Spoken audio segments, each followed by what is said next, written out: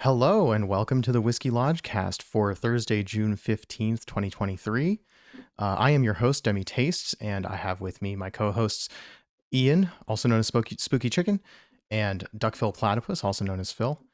Um, and we've got quite a varied agenda for today, but as usual, let's go ahead and start with what we're drinking this afternoon, our non-alcoholic beverage of choice for the afternoon. Starting with Spooky Chicken. I am drinking a non-alcoholic caipirinha, which worked okay, I would say. What you got in it? Limes, turbinado sugar, and a lime sparkling water. Honestly, there used to be an ice cube in here, but it's so hot around here that is already gone. Actually, All right, and Duckphil? I just had some water in one of my High West tin cups. Oh, as long as we're just chatting here, let me make our faces bigger. Ooh. Hey, there we go. I don't know if you guys monitor our stream while we're talking at all, which can be a little distracting. Um, but if you do notice anything weird or I've forgotten to do something obvious like put the slides back on, just let me know. Because Will as do. I've mentioned in the past, hosting and producing at the same time is kind of a juggling act. So anyway, as for me, what I am drinking this afternoon is actually I have the rest of my cup of coffee from earlier that I got too distracted to finish drinking, and I figured I would take this opportunity to talk about what this coffee is. So I've been enjoying this coffee roaster that's relatively local to me called Boon Boona. They are let's make sure I didn't get this wrong.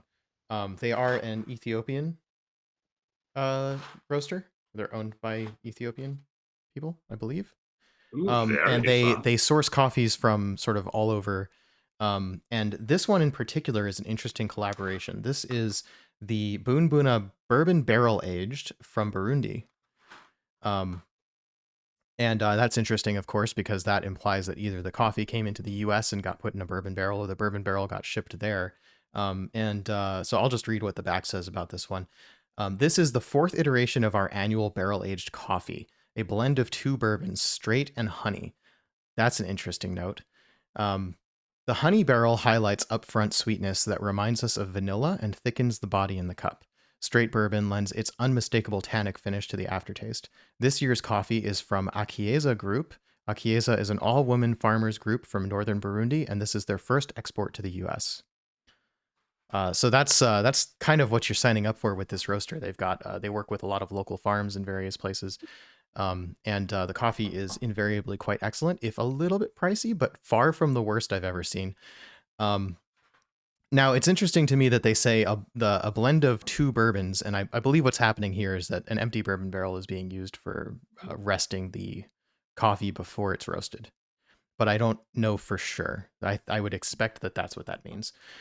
Um, and it's interesting that they've referred to honey bourbon, which I imagine is going to be one of those bourbon honey liqueurs like the Wild Turkey honey or Jack Daniel's honey, probably something like that. And then of course the straight bourbon whiskey. And I will That say, I'm go ahead. Sorry. Oh no, I was about to say that would be my first guess. But I believe if you ever get seal box emails or something like that, I believe that company Nulu just released. I haven't had any of their whiskey yet, unfortunately. I'd love to try some, but they just released a bourbon finished in a honey barrel, Hmm. which is quite interesting. Which I was not before then aware that there was honey in barrels at any point. But I Yeah. would, yeah. I also remember seeing that email, I think. So Mhm. vaguely sounds familiar, and also same idea, right? Like honey barrels Well, question mark. so um, I believe Ironclad in Virginia regularly has a hot honey barrel finished whiskey. I believe it's a bourbon, and Catoctin Creek will soon be releasing a hot honey barreled rye, which I am keen to try. So I guess hot honey being stored in barrels or using barrels as basically a mixing vat might All add right. dimension to their flavor. And then once used, I guess would be interesting to rest whiskey in. When you say hot honey, Yeah. Yes, spicy honey. okay. I am not big on spice, but I'm going to have to buy a jar of it when I get my hot honey finished Catoctin Creek because it Yeah, makes there you sense. go. I love hot honey so much. I I've have never had found it. that. This is a Oh, it's whole new so concept good. to me. Oh, you put it on pizza. Oh, it's amazing. Okay, that sounds great. That sounds Yeah, great. yeah. Not gonna lie. Uh, no, Mike's Hot Honey is a really easy one to find, and it's a very solid thing. But you can also find a lot of local stuff. Duckphill just said that he wasn't really that much into spice. I love spice. I do, however, find that not a huge fan of spice in my alcoholic drinks. I think it just burns way too much in tandem with the alcohol. But I have had some somewhat pleasant experiences with it in certain cocktails and things like that. Yeah, I would say I agree with you. The spicy spirits can be a bit much, but putting a spicy spirit into a cocktail or making a cocktail that is otherwise not spicy into a spicy cocktail through the use of like chili salt or something like that um, can be quite good. I especially like a spicy mezcal based cocktail can be really good. And I of love a course, good margarita. yeah, that too. Habanero margaritas and things like that. But my only thing was the worst experience I ever had with a spicy cocktail was a very tasty mezcal habanero cocktail I had back in Virginia at some point. Problem was they got that spice by sort of freezing a bunch of habanero puree into the ice cube that they used for the drink. So if you didn't drink it Ooh. immediately, it was unbearably spicy. Just the oils would all float to the very top of the drink and just kind of coat your mouth. It was quite unpleasant in That's a many time ways. bomb there. Yeah. Oh man. Wow. Okay. Before so on the note of bizarre flavor combinations, before stream started, you were just about to tell us about your salsa. Uh, are you willing Right. to share on stream? Oh, absolutely. So about an hour ago now, I just made a run out to the grocery store. I make a run out too often, a lot, and I'd gotten ingredients for a banana salsa, something I didn't know existed until the other night when I went over to a local taqueria, and they had a banana habanero salsa. So I was determined to make it myself at home. So I seared some bananas in a bunch of butter. I put them into the blender. I blended them up. I put in, some tequila, some habaneros, a bit of guajillo, a few spices and things like that, a bit of vinegar and some lemon juice and such. Great salsa, tasted amazing. Was getting ready to transfer it to my container, just a little deli cup that I was going to pop into the fridge, and I dropped the blender, and there was banana everywhere, just all over the kitchen. Um, And spicy banana too. oh, spicy Oh boy. banana. Oh, very spicy. Oh my gosh. Oh boy, and you've got cats. Oh yeah, yeah, I do. Oh boy. Well, I assume that you got that all cleaned up because you are on time for stream, which is kind of a Somehow. miracle. Wow, well done.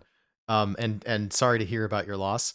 'Cause Oh, that was a lot of work that went into that all over the floor, I guess. sort of. Just blitzing up a bunch of things, I suppose. More work to clean it up, honestly. Well, I guess the But good news so about that is it's something that you can do again. yeah, make it better. What, dropping it on the floor?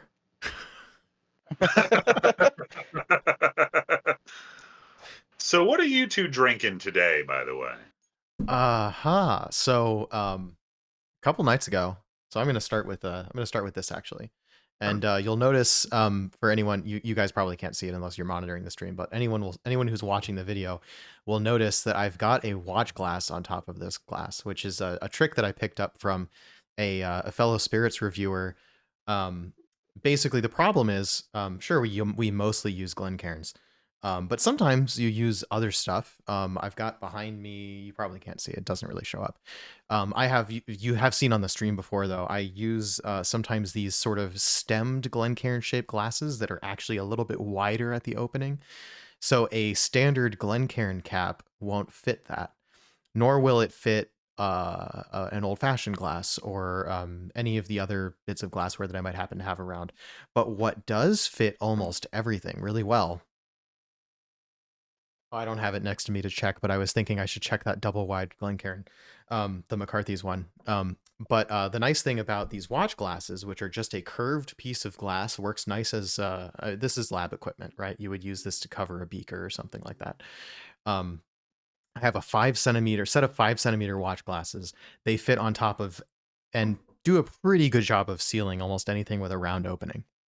So that is just a little bit of a recommendation. If you don't want to buy a bunch of Glencairn caps and you want like a cheaper alternative that's more versatile, these 5 centimeter watch glasses are a good thing to do. And so the reason that I have that actually is a couple of days ago, I poured myself a dram of Alberta Premium Cask Strength, which I got a great deal on, found by a friend. I didn't look, I knew it was cask strength, but I didn't look at the bottle to check the proof before I poured it. Turns out it's like almost 64% ABV. I took a sip of it and I was like, Yeah. that's not for tonight. Not at all.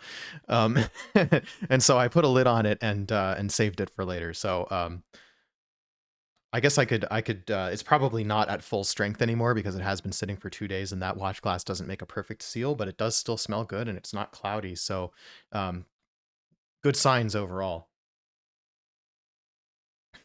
We'll Yeah, talk that about proof in a moment, but yeah. 63.4%, I believe. Oh yeah, I think. Oh yeah, it's still strong. I'll tell you that. Here, mine is this box here, 63.7% is the proof on this one. Oh, this was Yeah, Alberta Premium Rye, by the way. Yes. Yeah. I've got a bottle So of we'll that. have to have a talk about Canadian whiskey sometime in here, because I'm going to be Yes. real with you. I had some bad experiences with Canadian whiskey when I Uh-oh. Oh, we lost the audio. afford decent things. Oh, there we go. Sorry about that. My internet has been kind of wonky. Try that again. We'll cut around it. Yeah. What were you saying about Canadian whiskey? Right. So I tried Canadian whiskey when I was much younger and couldn't really afford very good things. It was one of the worst things I ever put in my mouth. I don't even remember the brand of it. It was, I think, probably $9 a bottle. And I never really went back to try out other Canadian whiskeys, but I've heard they have some absolutely excellent examples that were just not really easy to get back in Virginia at the time when I was ordering it. Yeah, this definitely is a whole topic. I have been told by Canadians that the best Canadian whiskey doesn't leave Canada. Generally, doesn't really hit the U.S. export market because either they perceive there's not a market for it, or they conspiratorially keep it for themselves because they know it's better. I think that I could probably come up with an example of a whiskey or spirit in almost every category that sort of fits into everyone's first experience of this category and sort of made them hate it if they encountered it at a certain point in life and behaved somewhat irresponsibly. Interestingly, I think I mostly dodged that when it came to bourbon specifically. I don't know that I actually knew, I didn't really know much about rye until much later in life, but my first bourbons were Maker's Mark and Wild Turkey 81, which are both pretty agreeable. Now, Scotch, on the other hand, I almost didn't drink very much. Here, for the people who were wondering, here, we're going to talk about single malt. Yes. I always end up talking about single malt at some point. You can pretty much rely on that. Although I guess the Scotch that I'm going to talk about right now is not single malt. My sort of negative experiences with Scotch, and I think a lot of people probably can relate to this. Dewar's White Label Wow. if you are not acclimated to Scotch, such that you can tolerate a harsher variety of Scotch, Dewar's White Label is probably going to be not to your liking particularly. At least it wasn't for me, and I've heard that from a lot of other people as well. I actually have a mini of Dewar's White Label I've been meaning to crack open and review with my years, a decade maybe, of experience with Scotch behind me. And then Johnny Walker Red Label, kind of the same deal. Oh yeah. I So think my worst experience with Scotch earlier on was it Glenmorangie's Caribbean cask. I found that to just not suit me at all. I really didn't particularly care for it. That one's particularly polarizing. I've heard that from a friend of mine who's also into single malts. Felt it was too sweet and not balanced enough. Oh, And I then felt it there's was too hot. Yeah. interesting. And then there's a lot of people who think it's great. Like it's a great upgrade over Balvenie 12. Like the kind of people who are like, if you want to spend a little bit more money and stay in a brand that you know, you should try Caribbean Cask. And I'm like, I don't think I would personally make that recommendation, but I can see where you're coming Different. from. Week of Peat. Oh, I Oh really want yeah. Wikipedia. No, yeah, different. You're thinking of a different. You're thinking of the Balvenie Caribbean cask. No, Glenmorangie also has a Oh, Caribbean cask. It's about a fourth of the price of the Balvenie. It is all white pepper and very Oh, very young whiskey. okay. Yeah, I heard Caribbean Cask, Fascinating and stuff. my brain went to the one place that everyone talks about. I totally glossed over that you totally did say Glenmorangie.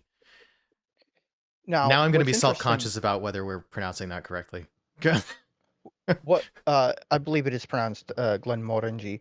Now, what's interesting about Glenmorangie, in my personal opinion, is that their base spirit, their uh, bourbon cask 10-year-old, is sort of a fantastic introduction to single malts, and I've used it in that capacity a few times for people who don't normally drink whiskey. But I can't say that I'm a huge fan of it itself. Their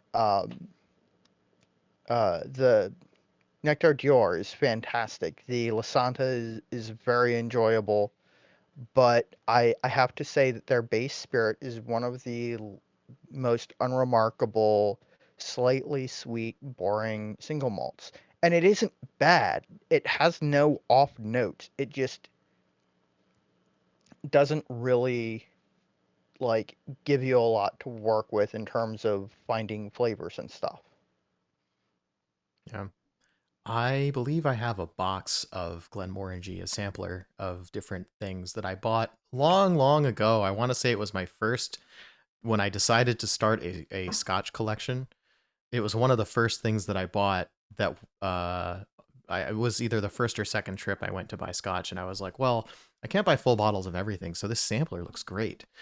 And then, as one does, I kept getting distracted by the shiny new thing syndrome, and that whole sampler still sits unopened, if I'm not mistaken. I may have opened one of them. I definitely have not done the side by side by side by side that I should have done a long time ago. I think I don't rightly have a strong opinion on anything from Glenmorangie because uh, I think I've tried is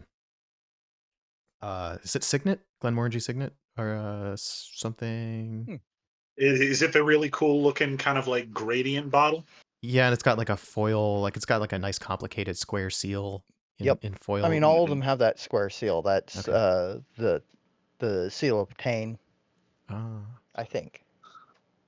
Yeah, so I've tried a few at tastings, but I haven't tried like the core lineup, and I think that's probably true of a lot of brands. It's kind of impossible to try everything from every brand. Like, let's just be real with ourselves. If you have collector's anxiety, this may be a bad hobby for you because you will always find that you're missing something. I'm not missing any Catoctin Creeks, I swear. You may very well be right. I'm not. I'm definitely missing a couple. On the note of things that we should review, or on the note of single malt, reviewing single malt, now I think is a good time for me to sort of plug this new thing that I'm doing. Um, I don't know, internet, how much you've heard about the Reddit situation, but Reddit has made some statements of changes to policies. And Reddit is sort of the de facto place that I put up my reviews, for lack of like mainly indecision about putting together a blog and like what I want it to look like and what technology to use, and waffling on that forever. And developing a blog is not the fun part of this hobby for me. Definitely the writing, and it's just a matter of where do I put it and how do I put it out into the world. So I've been dragging my feet on making a blog, and I just use Reddit. Now, Reddit has the whiskey review network, I guess as you might call it on Reddit, the R Scotch and R Bourbon and so on. Um, Sort of went through a bit of an existential crisis about like, hey, they're kind of threatening to shut us down, right? Like they're threatening to make it harder for people to read our reviews. And in protest, a lot of these subreddits have gone private or went private for a while, and may do so again. Um, and so the existential crisis is, hey, all those reviews that I wrote that I didn't save anywhere else are just not going to be accessible even to me if those subreddits go private. So me and about a dozen friends decided to get together and make a collaborative review blog that we've called maltrunners.com, because we sort of met up and joined together around our love for single malt. And so most of the reviews that you'll find on this website, you can see a screenshot there on the slide. We cover a lot of single malt, but not exclusively. I do American single malt. We've got a specialist in rum. We've got a specialist in brandy. Got a few people who like agave spirits, a few people who like bourbon and rye, and we all sort of bounce around, but always sort of centered around really our love for malt whiskey and all of its friends is sort of the tagline of the website. And so we're still going to be posting to Reddit for as long as there's a place to post, or whenever it happens to not be private, because that may be like an on again, off again kind of thing for a while the communities and Reddit duke it out over policy. But we would like to continue along with our reviewing agenda and continue marching along. So having our own controlled, a place that we control to post our stuff. That's what this is about more than anything. So there's an advantage to this. A lot of these people had their own individual blogs, or you could read on Reddit and filter through the posts yourself. But if you trust our taste or some of our tastes, and you don't want to be checking out a whole host of individual people's blogs on a regular basis, here's one place that you can subscribe to or look to get all of the content from all of these fine reviewers. So I personally, I think that makes it a lot easier, because I had bookmarked all of my friends' blogs, and now I don't have to. I can just go to the one place where they're posting the new reviews, and that's maltrunners.com. So, um, it's just another way for us to do what we love doing. Anyway, that soapbox aside, what else did we have on the agenda for today? Right. So I think I actually do want to ask, hey Phill, what are you drinking today? I poured myself tonight some of the Virginia Distillery Company Courage and Conviction. This is from the Nancy Fraley batch of the flagship, which is a blend of the bourbon cask, sherry cask, and cuvee cask. And this, honestly, the Virginia Distillery Company is probably, in my personal opinion, one of the best examples of American single malt whiskey, up there with people like Westland and McCarthy's. That sounds gorgeous. That is That's one that I've high always praise. It that's one is. that I'd always wanted to try back when I lived in Virginia, and had never got to doing it. Luckily, at the place where I now work at Del Bach, they have a few of Virginia Distillery Company's bottles sitting inside their cabinet. So I managed to try a few ones that I wouldn't have otherwise had access to. So their Oh, yeah, there flagship you for go. a long time was the port cask finished VHW, which is a Beautiful. blend of Virginia malt distillate and distillate imported from Scotland. Um, Maybe even aged in Scotland. I don't remember the details. Um, it's pretty good. It's not my favorite. Um, and they got into a bit of a punch up with the Scotch Malt Whiskey Association, um, or Scottish Whiskey Association, or something to that effect, over its previous name, which was Virginia Highland Whiskey. And that is a discussion for another day, I think. But that's sort of, if you see, whoops, wrong direction. If you see this label, this is also something that they produce. And it's interesting and different. But I prefer this stuff. And I do apologize for not asking for what you were drinking before I went into my whole spiel. That was very rude of me. Definitely Oh, got don't ahead of worry about myself. it.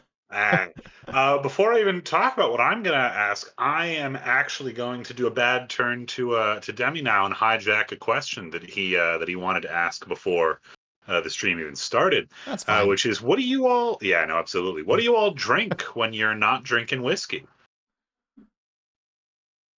All right, I'll let Phill start. Only fair. Hey. Rum. Hey, nice. Hey, is that Don Q? I saw that's Don Q. Yeah, It is. I didn't know Don Q did Ah. an aged rum. I mean, I guess it no, makes they- sense that they do, but I only know about I went to Puerto Rico and they talked about the Don Q blues, which is when you have a hangover from drinking too much Don Q silver rum. So I assume that they still do, but this is a fairly old bottle. A friend of mine, their parents were clearing out their bar, and she reached out and was like, "Hey, would you like some stuff from my parents' bar?" And I said, "Yeah, sure." Um, and that's where I got like my first taste of some actually like nice rum. Uh, and have been slowly trying not to drink too much of this since then. It's only been a couple of years. Yeah, rum is a favorite spirit of mine. I really want to get a little bit more into it. Love the good funky stuff like Smith and Cross, especially for cocktails. But my favorite stuff out there is probably has to be El Dorado 15 year, both for the price, for what it is, and how it tastes. It's just one of my favorite rums that they've got out there. Honestly, I really like it. I got to try the Eldorado 12-year-old because there was about that much left in a bottle, and I just sort of tipped it back while we were packing. And my friend kept the bottle of Eldorado 21-year-old for good Oh. reason. I've never had that stuff. I really, really want to. Old rum. Old rum is just amazing. It is one of the most unfortunate things is a few years back, Pusser's rum uh, changed the location of their distillery to, I believe, Guyana. Yes. Correct me if I completely mispronounced that country's name. Oh man, I feel like But we beat that to death last time we talked about it. Probably best just to leave it yeah. there. Yeah. But Guyana, they changed the location of the distillery. The stuff they're currently making, absolutely wonderful, good stuff. Unfortunately, I cannot find any more of one of my favorite rums that they ever made, which was their Nelson's Blood 15-year-old Pussers. If you ever find a bottle, buy it. It is such a good rum. It's really, really amazing, truly. Now, my question about that is, did they move the stills, or did they discard the stills that they had been using? Because they had been using some very, very old stills to manufacture their rum. The I same hope to stills God that they they, kept them. yeah, because those were the stills that had been used at the time when they were actually making the daily taught for the Royal Navy. Right, they did buy them specifically.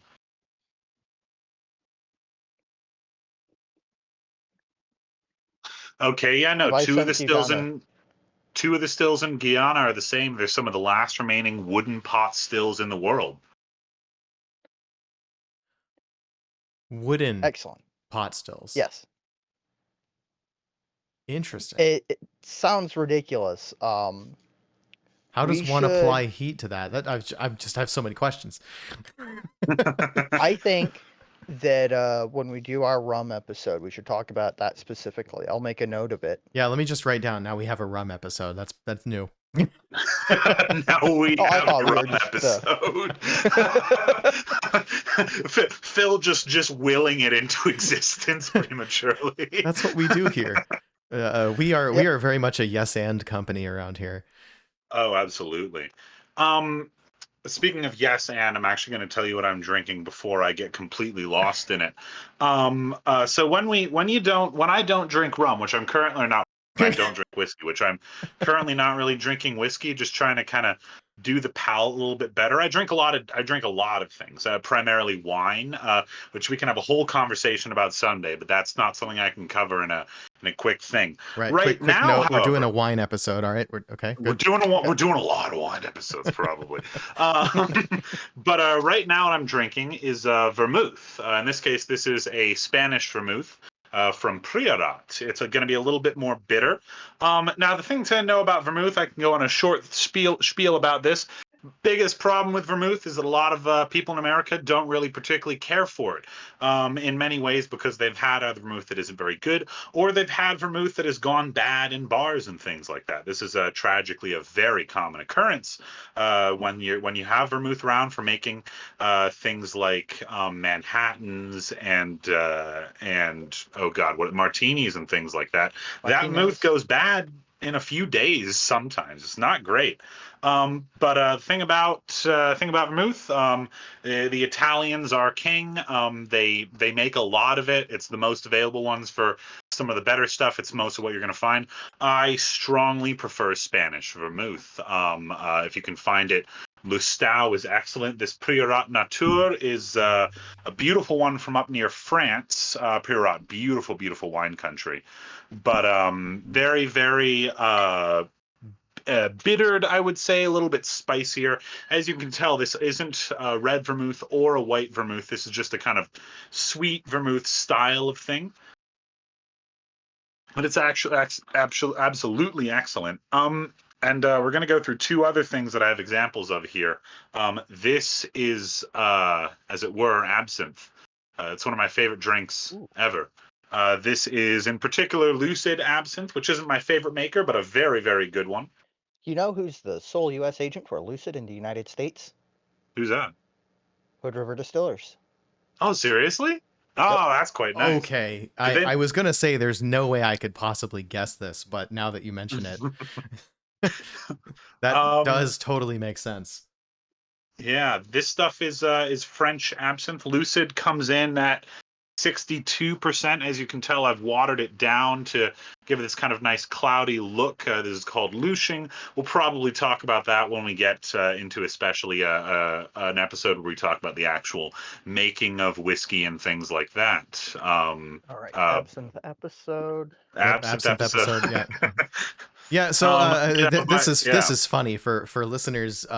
Here's a little inside baseball. When we were trying to figure out what the hell do we call this podcast that we're doing, we started with the name the DemiTastes Whiskey Cast because it was kind of my idea, and we focus mainly around whiskey. And then we realized that Whiskey Cast is already a thing, and to avoid possibly infringing a trademark, we decided that having Whiskey Cast in the name would probably be a bad idea.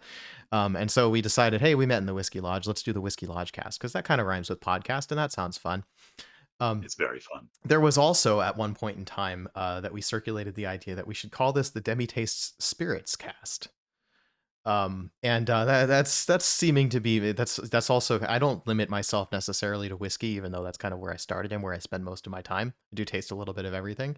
It turns out that whiskey nerds, once we talk about whiskey for long enough, get bored and start talking about other things.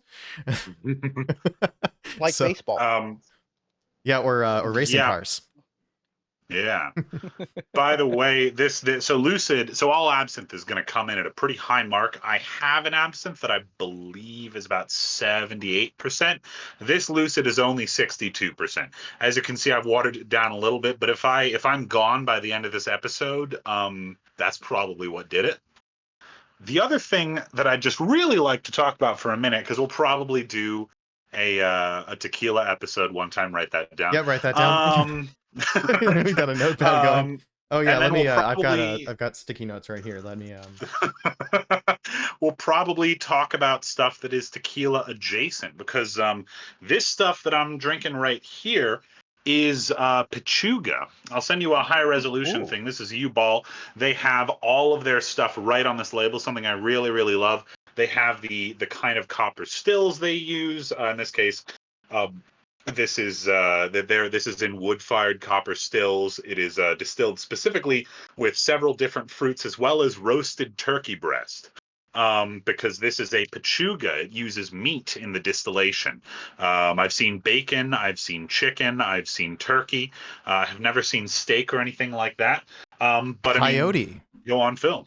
So, one thing that's interesting is, and I literally only know about this because I have a friend whose aunt was born in Oaxaca, Mm. um, and uh, when they go back to the family home to visit her parents, she brings back pechuga, and literally the only thing I know is that when they make it, they have like a big tea strainer that they stick whatever meat they're going to be using so that it is suspended above the actual mash, and it's basically steam cooking the meat, and then when they're done running the pechuga, they pull that out, carve it, and make sandwiches out of it. Nice. Oh, that sounds so amazing. Definitely don't No, waste that yeah. meat. Yeah. No, this is Pechuga doesn't come cheap in the States. If you can find it from someone who's selling it in Mexico, I've been told it's way less expensive. But things that are adjacent to tequila, different agave spirits, maguey spirits as well. Once again, don't trust my pronunciation of anything ever. Spirits like sotol and things like that you can find down near the border in the States. Are just absolutely beautiful. If you like whiskey, you will like a lot of different tequila drinks and tequila adjacent drinks, agave spirits, maguey spirits, and sotol spirits, and things like that. And Pechuga is just one of many things that is an absolutely excellent example of the variation that comes with these sorts of spirits. So I highly suggest it. Yeah. I am you guys can't see because my camera is only on OBS, but I am currently looking at a bottle that I recently acquired via a friend. I'm trying to figure out if this is a pechuga. This is listed as so this here is Bozal Mezcal. And this was distilled with Jamon Iberico, which is right, Ooh. Iberian ham, and I Oh, believe so. This is an agave spirit. It's a mezcal, right, from Mexico. The label seems to be, yeah, it's definitely Spanish. I don't know why I thought there were some words on here that I thought might have been French, which was throwing me off. Um, Definitely Spanish. Um, it does Oh, not. Bozal is amazing. I didn't know what you were talking about. These guys make excellent stuff. Yeah, I have heard, and I didn't open this bottle, but we had a bottle that we opened last Friday at that tasting that I mentioned, and I actually skipped it because I was going home with a full bottle myself. Um, but I was told this is extremely savory, which makes sense. This will be the first. I've been meaning to try a Pechuga for a long time. There's a Hikaru. My favorite mezcal is Hikaru Reposado, and I say favorite loosely. It's the first mezcal I bought, so it has a place in my heart. There are better ones, but it's a great cocktail tier Reposado. Um, and they also make a Pechuga, and I wanted to buy the Pechuga, and I've just kind of never gotten around to it. So anyway, this mezcal, which I believe would fit the description of a Pechuga, I'm looking forward to getting into. So yeah, Bozal makes a few lines. They make a single maguey of several single maguey bottles. Some really really cool stuff about sourcing and things like that. But what you're drinking is their Sacrificio line. That yeah. Produced in small batches with locally sourced protein, fruits, and grains, is taken directly from the website right now. You're drinking the Jamon Iberico one, which is excellent, but they also have a smoked lamb sacrificio. Mm. They have one that's made with pumpkin stems and plantains. And apparently they will all hibiscus into the Jamon Iberico one, which sounds amazing. By the way, for anyone watching the stream, what I just did there was I rinsed my Glencairn with water, as I talked about last week, and then drank the whole thing. I was not doing a giant shot of vodka. I just want to be clear about that. But you know what? Why not open this up right now? I have no reason to save it, so I'm gonna. Please. Yeah. So, in the world of spirits, when I'm not drinking whiskey, I drink largely rum these days, but also a little bit of brandy. Not as much. Not as much in the way of agave, but not for lack of enjoying it. Just somehow, I go through phases. Recently I've been drinking more rum, a little bit of brandy, not so much agave, but I have definitely gone through phases where I'll be drinking as my secondary to whiskey. I'll be drinking a lot more agave. I also go through some phases where I'm drinking mostly gin. Just a little bit of everything in spirits. But actually, part of my question that was sort of skipped over there was, what did you drink before you found whiskey or before you found spirits? And so the way I was kind of thinking about this question is like, when I'm not drinking spirits, I would say I'm mostly drinking beer. And that's maybe less and less true, because I used to, what it used to be for me is I would go out with my coworkers after work on a Friday, or sometimes most of the time actually over lunch. Friday lunch, beer Fridays. We would go out to this tap house that usually had about 20 rotating taps of beer and a few of cider, and they had a couple of wines on tap too. And we'd try specialty beers from the Pacific Northwest and elsewhere. And I really liked the darker, toastier and sort of stronger ABV beers. The stouts and the porters and the barrel aged stuff, and then every once in a while, especially when it's hot in the summer, go for the lagers and the pilsners and the radlers and sometimes an IPA. Although I've never really gotten super into the very bitter stuff. I get the flavor development that comes from that, but the bitterness is sometimes a little bit much. And the ciders were delicious too, and all that. So definitely a lot in the beer realm. And I would say I've always been kind of like a 10% wine drinker. Like, I don't mean 10% ABV. I mean like 10% of my drinking around between beer and wine, and like not between non-spirit stuff. Because I would pretty much go like, let's say 60-70% beer, 20% cocktails, 10% wine. And the wine is usually like, if it makes sense to pair a wine with a meal, then I'll do that. But I'm not super well versed in wine, which I hope to correct at some point. That seems to keep getting pushed down the to-do list. But I find myself. We can fix you sometime. It's fine. Yep. Wine episode. I got it right down. I got it on the top of this list here that I just wrote down. We'll make that happen for sure. Can you put an S at the end of that? Wine. What you want wine episode? Wines episode? Or do you want wine episodes? Okay. Wine. I'll do it to make you happy. Wine episodes.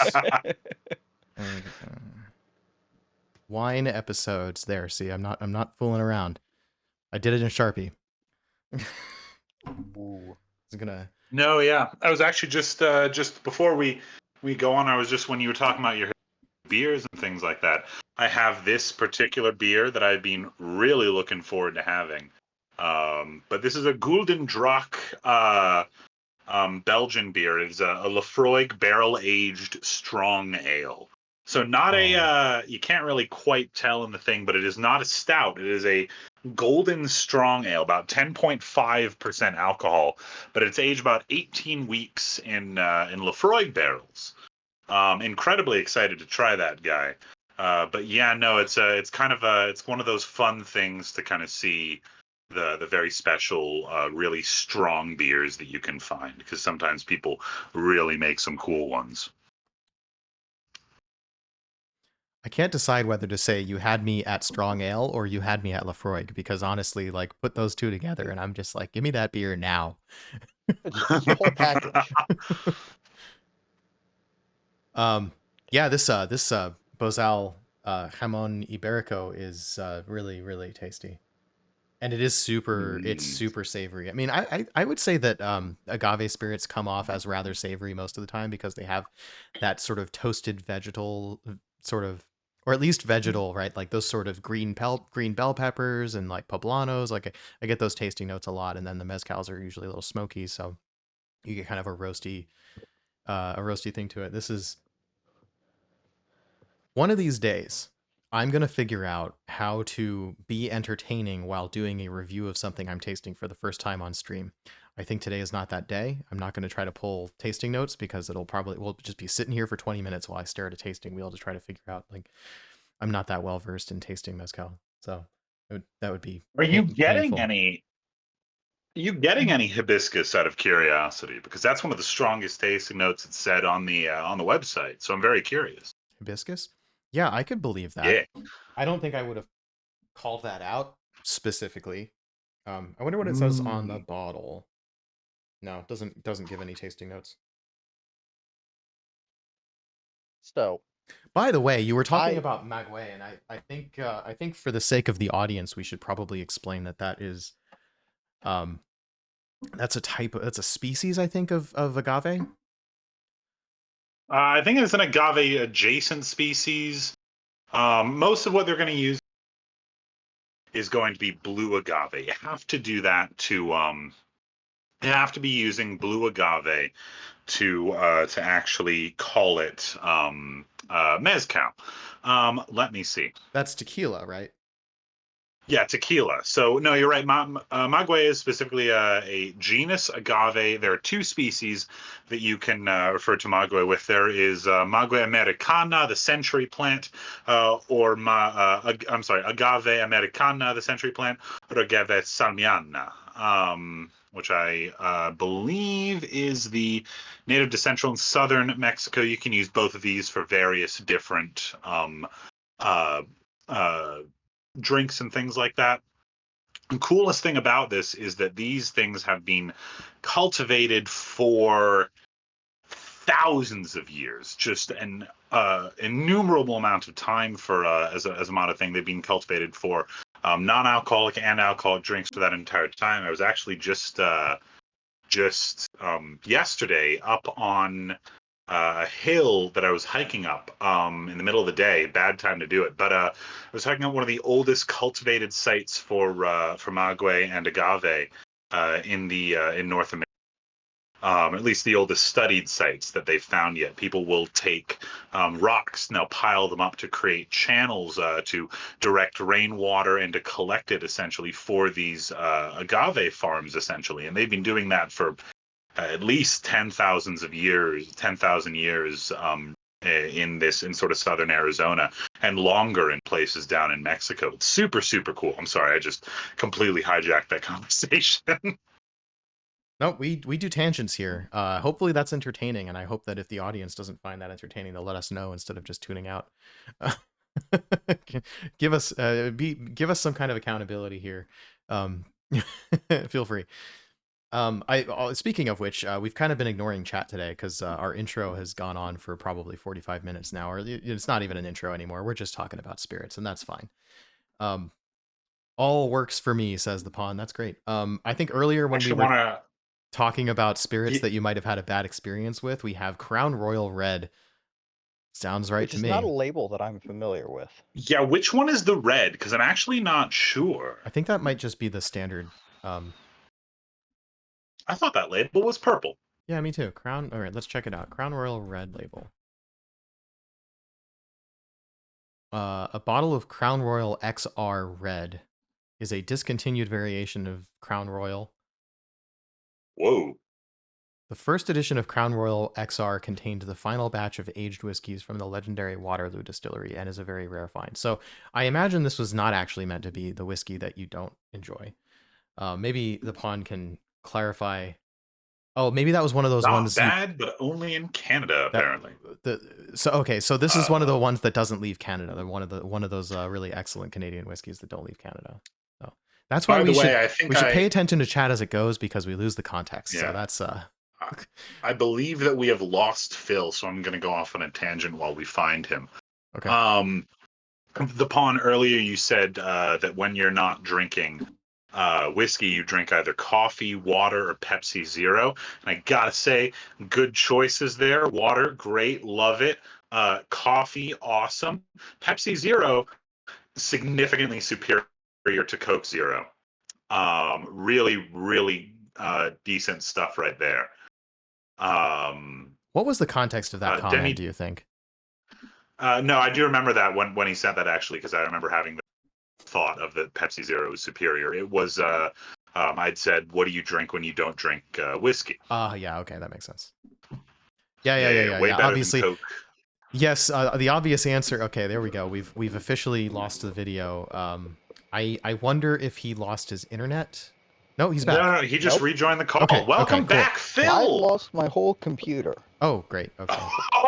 Oh, Jesus. Good thing that It just I'm streaming, and not you. sort of decided to shut down. I'm not Interesting. entirely clear on why. Overheating, maybe? I mean, I've got it sitting on a cooling pad. It does feel warm, though. I'm going to turn up the fans and hope that it doesn't create deafening amounts of noise. I hear a little bit of background noise, and like what sounds like you might be bumping. Are you on a laptop? It sounds like you might be using the wrong microphone input at the moment. All right, let me fix that then. Yay. Hey, we made it almost an hour before we had any technical difficulties, so I'm impressed today. Absolutely wild, honestly. All right, how's this? Seems good, maybe? Yeah? Okay. Yeah. I think so. That was definitely noise from the Yeah. microphone that you just moved, so I think we're on. Yeah. We're all set now. Right. Okay. So before it gets too late, I think now is probably a good time for us to like take a quick break, and then chat. What we're gonna do today is I want to get like a nice clean cut of our Virginia Whiskey Tournament coverage, including an intro and an exit. But we're not really gonna end stream. We're just gonna like do a short episode in the middle of our episode here, so that we can decrease the burden of editing this thing, because the polls close on Sunday and I'm not going to have any time between now and Saturday afternoon to do any editing. So I want to get that video just like sliced out, edited, and put up tonight. So I just feel like we should try to do a one take where we just cover the Virginia Whiskey Tournament, and then we can get back to whatever else we were going to talk about. Does that sound good to everybody? Before we no, that sounds awesome. Before we start that, can I tell a very brief little story? Sure. And your audio's gone. Now I'm back, and we're gone. Now we're back. Okay, we're good. Okay, we're good. We're good. Okay, try that again. Can I tell a very brief? Yeah, can I tell a very brief little story before we start? Absolutely. Yes. All right. So I actually have not yet voted in the Virginia Whiskey Tournament, because I still need to, because I did vote and then realized that that my old Twitter handle was so I'm Spooky Chicken right now. A long time ago, back when I was in high school, my general online name was Subterranean Chicken. Now this is unfortunately way too long for most usernames, so I just shortened that to Sub Chicken in my infinite naivete as a teenager, and realized when I logged back onto my Twitter that I never use, that as a public figure, maybe having the name Sub Chicken isn't quite the right vibe, so I deleted that. So I do need to go back and revote in all of those polls before Sunday. Probably the less said about that, the better. Mm-hmm. Oh, yes. Yeah. That's very amusing, though. Okay, so I think now's a great time for a bio break. At least I need one anyway. So I think we're gonna do a quick break. We're gonna stay on stream, but I'm just gonna go to our sort of silent tab, do a bio break, and then we're gonna come back and we're gonna do an intro just like we're starting stream. So, and we'll figure out a way to cue that in. Well, I'll just start talking because I do the intro, so that'll be fun. Cool. Yeah. Totally. Yeah, sub chicken sandwich, right? Yes. Yeah, sub chicken sandwich. totally Yeah, chicken that's what sub. that Yeah. means. Chicken Yeah. sub. I That's what just that really is. like chicken sandwiches. I do really right. like chicken sandwiches, though. It's a submarine with feathers. Especially if it's been through a still first. So Cheers to mezcal. Yeah, imagine making a pechuga, but just putting a whole sub sandwich inside there. Don't knock it till you try it. You never know. I want a Philly cheesesteak whiskey. All right. I'm gonna go for my bio break. Go for your bio break. Nothing of worth is happening anymore. All right, there we go.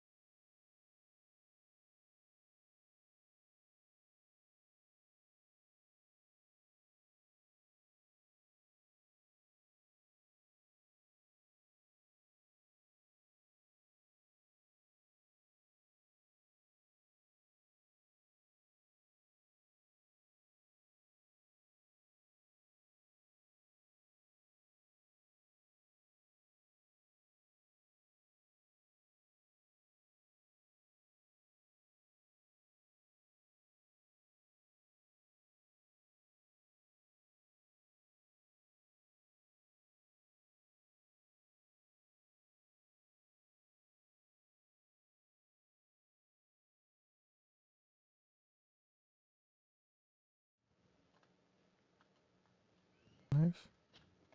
Switch to the slideshow.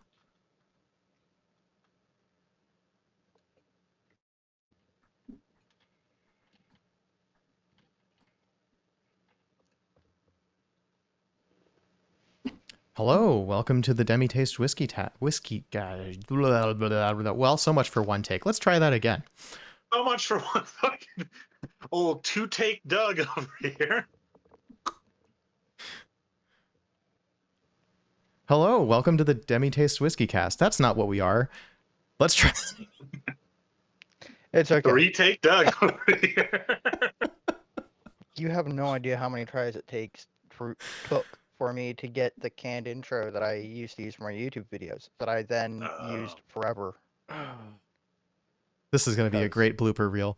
All right, let's try that one more time. One more time. Hello, welcome to the Whiskey Lodge cast.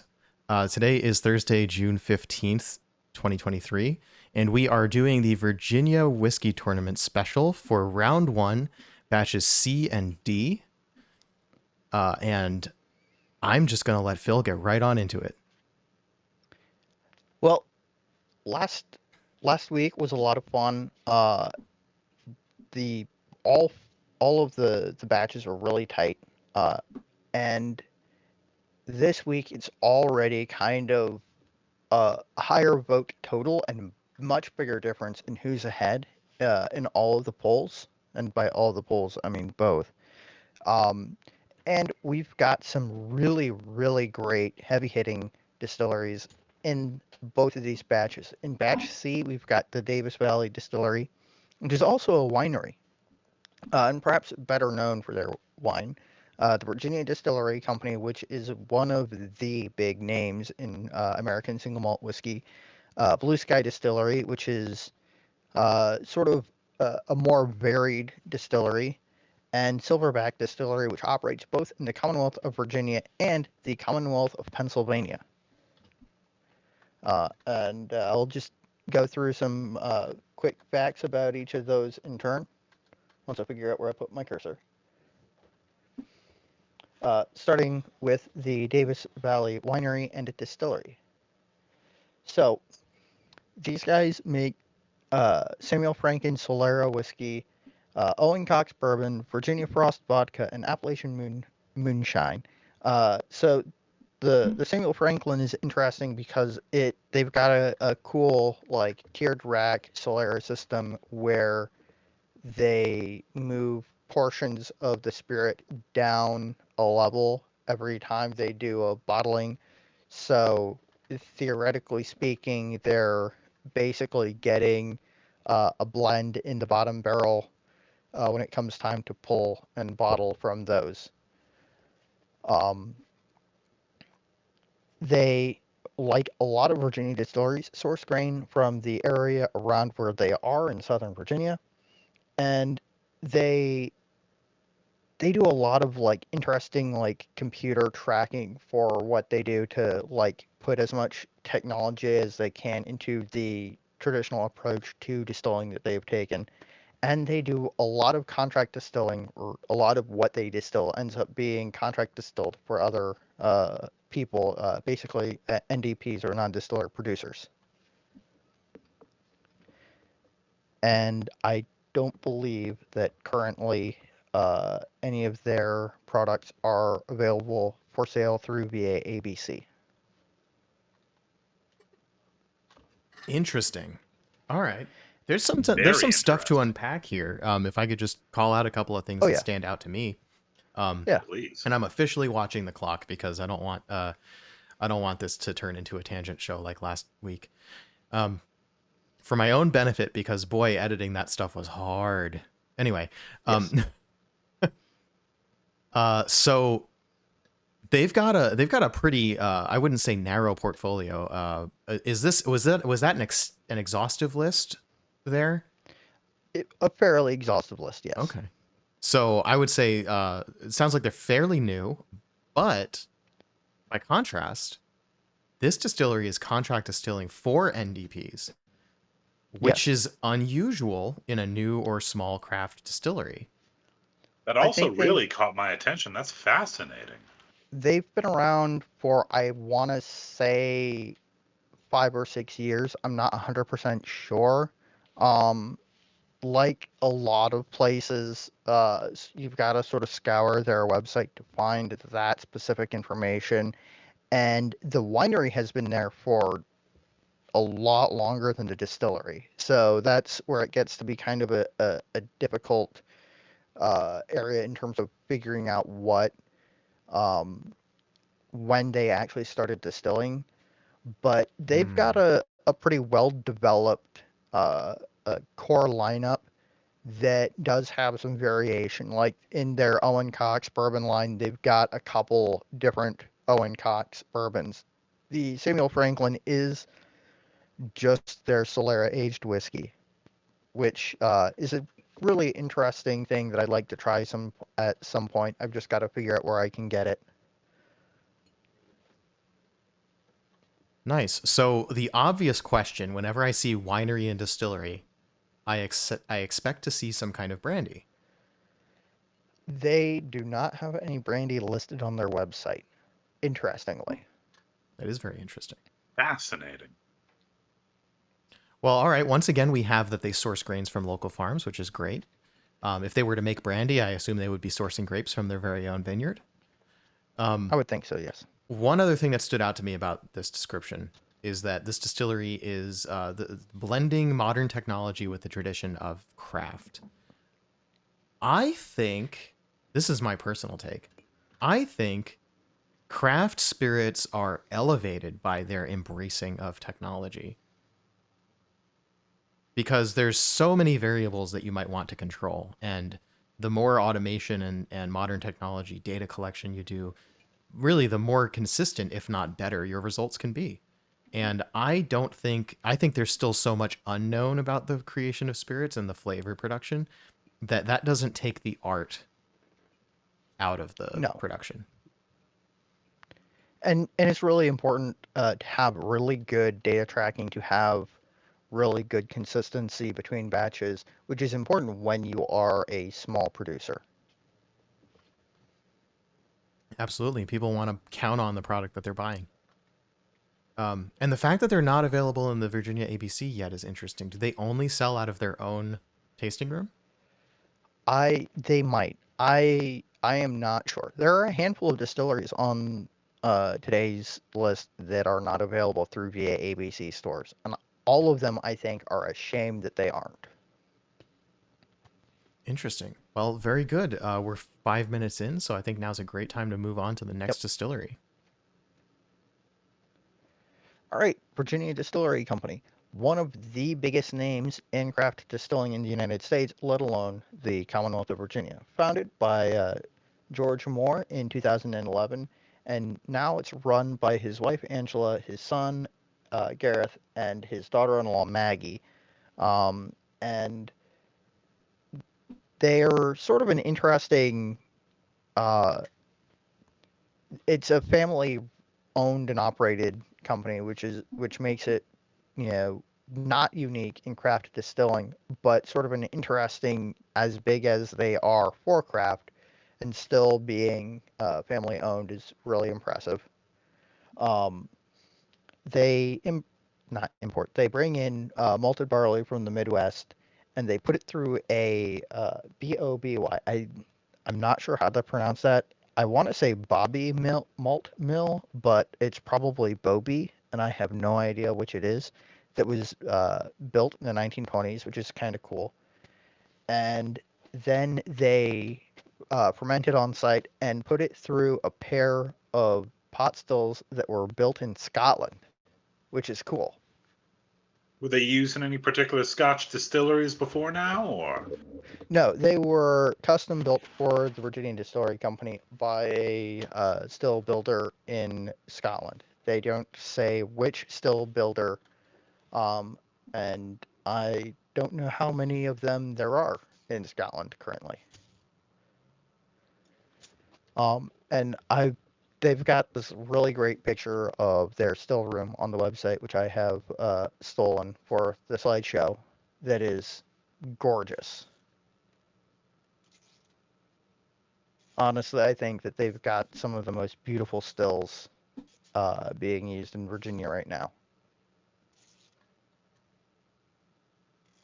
Yeah, I don't know what to say other than that. That it is beautiful. I love all of that. Uh, that's very cool. Um,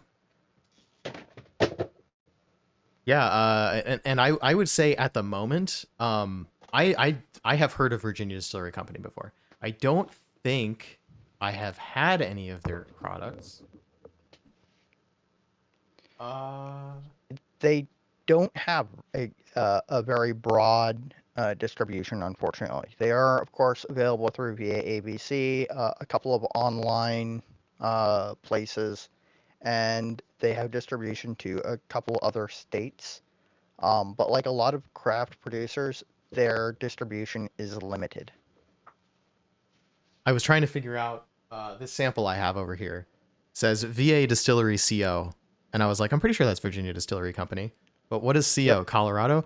So company. yeah, company. But what I was confused about, this is a handwritten label. What I was confused about is that Ah, VA is written V.A. And I was like, that something's wrong here. But anyway, I do actually have a sample. This is the only one that I've tried. This is the VA Distillery cider cask. Oh, my favorite one of what they've released. This is a real good whiskey. So I yeah, need to try some of that. I've heard of this company before, but I knew nothing about their production setup. So I want to say I feel I don't have a personal bias here, saying that I didn't even realize as we were reading this slide that it was Virginia Distillery Company. It's easy to gloss over these things, especially when you're juggling, producing, and hosting at the same time. Um, yeah, I. So correct me if I'm wrong. There are actually other producers of American single malt in Virginia. Is that not correct? Yes, there Okay. are a handful. Okay. So when you say the Virginia single malt producer, what do you mean by that? It's sort of when you say single malt whiskey in Virginia, people immediately think of them because they were sort of the pioneer in making it as popular as it is. Um, Copper Fox has been making single malt for longer, but they don't really have uh, the same sort of, I don't want to say appeal because they make absolutely amazing spirits and they're great people, but they don't have the same kind of advertising and presentation that the Virginia Distillery Company has in terms of placing their spirits in front of people as a brand on par with Scottish single malts, which is Anybody in out itself a controversial sort of statement, but it's true. They make an amazing product. Most of the distilleries in Virginia do make amazing products. let's be real fair here. Doug decided to make a podcast with two born and bred Virginians, so like we Yeah. are very biased. Um, Yes. but Well, but there's a people reason. outside of There's a reason that we're going out of our way to cover this Virginia whiskey tournament, right? So unless you mean there that you is have biases within the tournament, in which case your editorial integrity hangs on your ability to be objective. Good luck. no I, pressure. I I will say Anyone I have not voted. Oh. Anyone outside of Virginia might also recognize the Virginia Whiskey Distillery as one of the ingredients in Lost Lantern's American Vatted Malt. Great call Um, out. Yes, mhm. I had forgotten about that. The American Vatted Malt #1 is similar to I would say that it's kind of America's take on Johnny Walker Blue. To market it to the regular consumer, almost. It is a blend of several different American single malts. It is absolutely wonderful. It does not come at a low price point, but I think that it is well worth what it sells for right now. It is hard to explain, and we'll have to have a conversation about that someday. But right now, I mean, that is what many people outside of Virginia will probably, if they're whiskey nerds, I suppose, will Yes. probably recognize it as. For sure. I wonder if you say Blue Label just because the label's blue. I would Yes, say that is a big reason why I say blue. okay. So I would say The price and the label color. Yeah, Johnny Walker Blue Label is a blended whiskey, of course. And Yes. the price point is double the Lost Lantern, if I'm not mistaken. The Lost Lantern American Vatted Malt #1 goes for $120-ish, if I'm not mistaken. You guys could check Johnny that real Walker quick. Blue Label typically goes for between $240 to $300, depending on where you are and what taxes are. Yeah. So I would Johnny Walker say Blue Label is way more expensive than I thought it was. yeah, it is. It has gotten higher, and it's kind of shocking. I will say though, I think you may be thinking for comparison in terms of price and flavor and makeup, you may be thinking Johnny Walker Green Label, which comes in around $80. And is a slightly smoky, which I believe this is also, but only slightly, slightly smoky, all blended malt, which is blended malt is not a category that even has a proposed definition per se in the United States, because the word blended in the United States whiskey laws is a fraught word, and American single malt is still being legislated. I had comments on that I sent to the TTB. That's a topic for another time. We'll get into that. Oh yeah, let me add to my sticky note. American single malt episode. Blended malt episode. That we could do that too. All right, we're just adding to the list. Anyway, what is in the vatted malt is Balcones from Texas, Copperworks from Washington, Santa Fe Spirits from New Mexico, 888 Distillery from Massachusetts, Virginia Distillery Company from Virginia, and Westward Whiskey from Oregon. All of which are beautiful, none of which we're going to be talking about in this segment. Except for Virginia besides Whiskey Virginia Whiskey Distilling Company. Never Irish. Well, it's an American whiskey. Of course there's no Irish in it. No. Irish is on the list. No, I know what he means. Irish is on the sticky note. Don't worry about it. It's in the version of the sticky note that's in my head. We talked about it earlier. Yeah, don't even begin to worry about an Irish whiskey episode, because we don't have any plan yet, but there are, I'm sure they're in the works. I'm thinking about them a lot. I'm sure everyone else is too. Shall we move on to the next one? Yeah, absolutely. Should. Please do. Save me from myself. But also, here's the sticky note. Excellent. All right, moving on. So the next one is Blue Sky Distillery. And I typoed because I originally did these slides at like 2 a.m. Blue Sky Distillery, which is down in Smithfield, Virginia, which is more famous for its salty ham. They produce... If you've never had Virginia country ham, it is one of the best things that anyone has ever made, period. I'm a big fan of Cracker Barrel breakfast, and so country ham has a place in my heart. Probably isn't Virginia it right is now. Different episode. We're right down country ham episode. All right, let's get back on track. All right. Yeah. So, quick cliff notes. First distillery to be a certified green tourism partner. Their Triple Deuce whiskey is distilled from 100% locally grown wheat, and they imply but don't outright state on their website that they source Virginia white oak barrels for their whiskey. I am not sure why this isn't a wheat whiskey. But I'm sure that there is a reason for it. They also make some rums, some vodka, a painted pig peanut butter whiskey, which... Okay. Is it competitor for Screwball? It's a big market segment. Flavored whiskey. I mean, it is a smart segment to get into, given its popularity currently. They are an interesting distillery in that their focus is not on whiskey, but they do produce a couple, and thus are eligible for the Virginia Whiskey Tournament. The labeling on Triple Deuce, you might notice, is sort of an interesting shape and a weird name. It is a reference to a popular carburetor configuration for hot rods, which is 3 2-barrel carburetors. Hence the carburetor inlet shape on the label. It is bottled at 90 proof, and it is definitely an interesting whiskey. And for the price, which is about $30, I definitely recommend it. It is very different.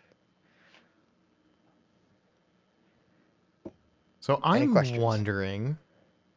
Great observation. It's not labeled a wheat whiskey. It's a whiskey Yes. distilled from 100% wheat, which is probably a specific name that they applied for from the TTB, perhaps. One of those things. Or it could be just whiskey, which you don't have to apply Yeah. for. And then they go on to further specify distilled from 100% wheat. I'm thinking there's two likely reasons that that's the case. Either it's not aged, which is clearly not true, or it's possibly aged in refilled casks. Stored more than 1 day in reused cooperage, it says. There you go. The More than 1 day. Yes, That colored. the cheeky, we just barely, yeah, we just, well, it's probably just that they're not making any guarantees about length of time. Yeah. I suppose so. And Are they? Does it say on the label whether or not they're using any caramel coloring or anything like that? Because it that color does would not. imply much longer. Oh, and if it's not labeled straight whiskey, they could be adding caramel coloring to it. And Yeah. and for you Scotch single malt aficionados listening in, the allowed coloring in American spirits, spirits generally, is not necessarily E150A, because it is Nope. not as strict as Scotch in that respect. Anyway, yeah, some interesting stuff to think about. The more than 1 day is not so highly suspicious as the vaguest possible age statement you could put on a whiskey. Yeah. It's not quite up there with the. More than 1 day is not, in fact, the vaguest possible answer. That's true. That I think 1 minute is or maybe even less. I think as long as it has gone into a cask and been drained out, right? Like there's what is it? This has touched wood. Yeah, it's touched wood. Yeah, it has been on the inside of an oak cask. Is like the minimum requirement of aging a non-straight American whiskey or any other spirit, I believe. Straight can apply to anything. Anyway, yeah, that's fun. It's always fun to tear apart a label like that. What is this really trying to say to me? And as our longtime fans who've been watching since episode 1 know, we love to tear apart a good label. Yes. And bad labels too. Bad labels too, yeah. Even more fun, honestly. Even more fun. My friends and members of the lodge may know my feelings on that whiskey, but I will not share them now because there isn't time. Not implying anything at all. Let's move on. No. Not implying anything. Yep. Next up is Silverback Distillery. This is the distillery that operates both in the Commonwealth of Virginia and Pennsylvania. They're founded in Virginia in August of 2014, and they make a 4-grain bourbon, a honey rye liqueur, which they label as a honey rye whiskey, but legally is not a whiskey because it literally contains straight up honey. It's not finished. Anyway, and a rye whiskey, a couple of rye whiskeys. They are interesting because they also make a gin. Sorry. They're interesting because currently you can only purchase their spirits through their tasting room in Virginia and elsewhere outside of the state of Virginia. You cannot purchase their spirits through VA ABC currently, which is a little wild because they used to be, you walked into a VA ABC store and they had sort of pride of place in the Made in Virginia section. And yes, they are. Are you familiar with them, the Pawn? So the distillery is one of the handful in the Commonwealth of Virginia with a woman at the helm and her daughter following suit. I think probably the only actually mother-daughter team in the state. Did some research. So even though we're saying we're doing the research so you don't have to, hey, it's great that you're doing your own research, right? Trust but verify. Or don't trust us. That's fine too. Yeah. Don't never trust us. But They are really interesting. I'm not 100% sure where specifically they are distilling. I know that they specifically refer to their facility in Virginia currently as a tasting room, which um, sort of implies that it isn't their distillery, but because they are listed by VAABC as a Virginia distillery, they make the cut. And I may revisit these rules later if I find out that they aren't actually distilling in Virginia, but we will see because I honestly can't say for sure, and I don't want to exclude anyone on the basis of I think they might. You know what I In mean? It'd be a real in the shame to have first, a late bracket yeah. disqualification, though. And Yes, sorry, it No, yeah, go would. ahead, in Spencer. the first bracket, we definitely included something where we were not sure if they were a non distilling Right. maker. So yeah, Oh, Yeah. would we not So have included them on that basis? I feel like NDPs are generally considered distilleries in the layperson's parlance. so they bottle in Virginia. If you bottle your whiskey in Virginia and you operate in Virginia, and they Silverback definitely qualifies on at least one of those, I hope. Then you qualify because an NDP that is producing whiskey is producing a product. Whether it is them doing secondary aging or blending to a profile or even just picking barrels. If they are producing a whiskey in Virginia, they count. I was just vocalizing my concern that I couldn't tell for sure whether they were distilling in Virginia or Pennsylvania and where they were bottling. Um, but they do have a really cool looking still setup. Sort of an interesting combination of things there. Um, there's a very traditional looking or traditional American looking pot still to one side, a vodka column, and then a hybrid pot still on the far side of the vodka column from the American pot still. That's the copper column there. Yes, it's got a pot at the bottom and then a column that looks like it may not have any plates in it, but I can't tell for sure. I don't even know how to Um, tell that, to be honest, from looking at a still, which is kind of an embarrassing admission. I mean, I am no expert. I believe that you can tell by segmentation, but looking at the vodka column, I'm not so sure. So I don't you know. You can't should ask always Joe tell by about that. segmentation. It's a tough one actually. We'll have to ask a distiller. Fair enough, and we've got some of them coming on eventually. Oh Yes. yeah, we do. We'll talk more about that in the latter half of our Mm, presentation live stream today. I just want to make a note about the honey rye liqueur that they label as a whiskey. Um, yes. I I don't really know the rules on this, and I've always been curious to really look into it. Except that I don't personally care that much about the category of flavored whiskey.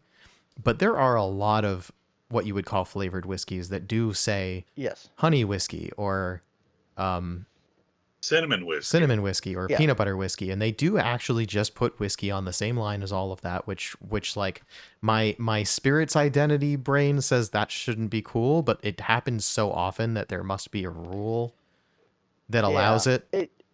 It's one of those in my reading of the standards for identification. There's sort of a what the TTB outlines there, and sort of the caveat being, as long as you make it clear that it is flavored, you can just Yeah, yeah. I think I it's and something yeah, like that. I think there's other words on the label that make it clear that it's a flavored spirit, or yeah, a spirit based flavored liqueur, which yes, answers the Pond's question, I believe. Yes, if it's below 40%, it's not a spirit product, so it can't be called whiskey or rum or brandy or tequila or what have you. But Um, just don't but look at the people below Fireball 40% label. do still call it whiskey, which is a fascinating thing that has kind of been litigated recently. Yeah. it happens elsewhere in the world. You can have So there's a Japanese whiskey. If I'm not I won't name names because I'm not 100% sure. But there's a Japanese whiskey that 37%. outside of Japan is always 40%. But if you buy it inside of Japan, it may actually be whiskey blended with like umeshu or something like that. It's like 35% or 30%, and it's like whiskey enough for their rules, which are pretty lax. But in the I United really want to try States, that whiskey. yeah, in the United States, if you call it a spirit, if you give it the name of a spirit, it has to be 40%. That's, yeah, and below that is a liqueur, and they have different rules for that. And the protection Yeah. of the terms like whiskey, there must be other words on. I believe this is what makes it okay. There must be other words on the label that make it clear that it is a whiskey-based flavored liqueur, and not actually whiskey. But this is just one of those hard things about reading a label when it comes down to Yeah. it. Anyway, let's move on, I think. Yep. So that puts is us- it for batch C. So I'm going to real quick go back to that slide and just summarize that again.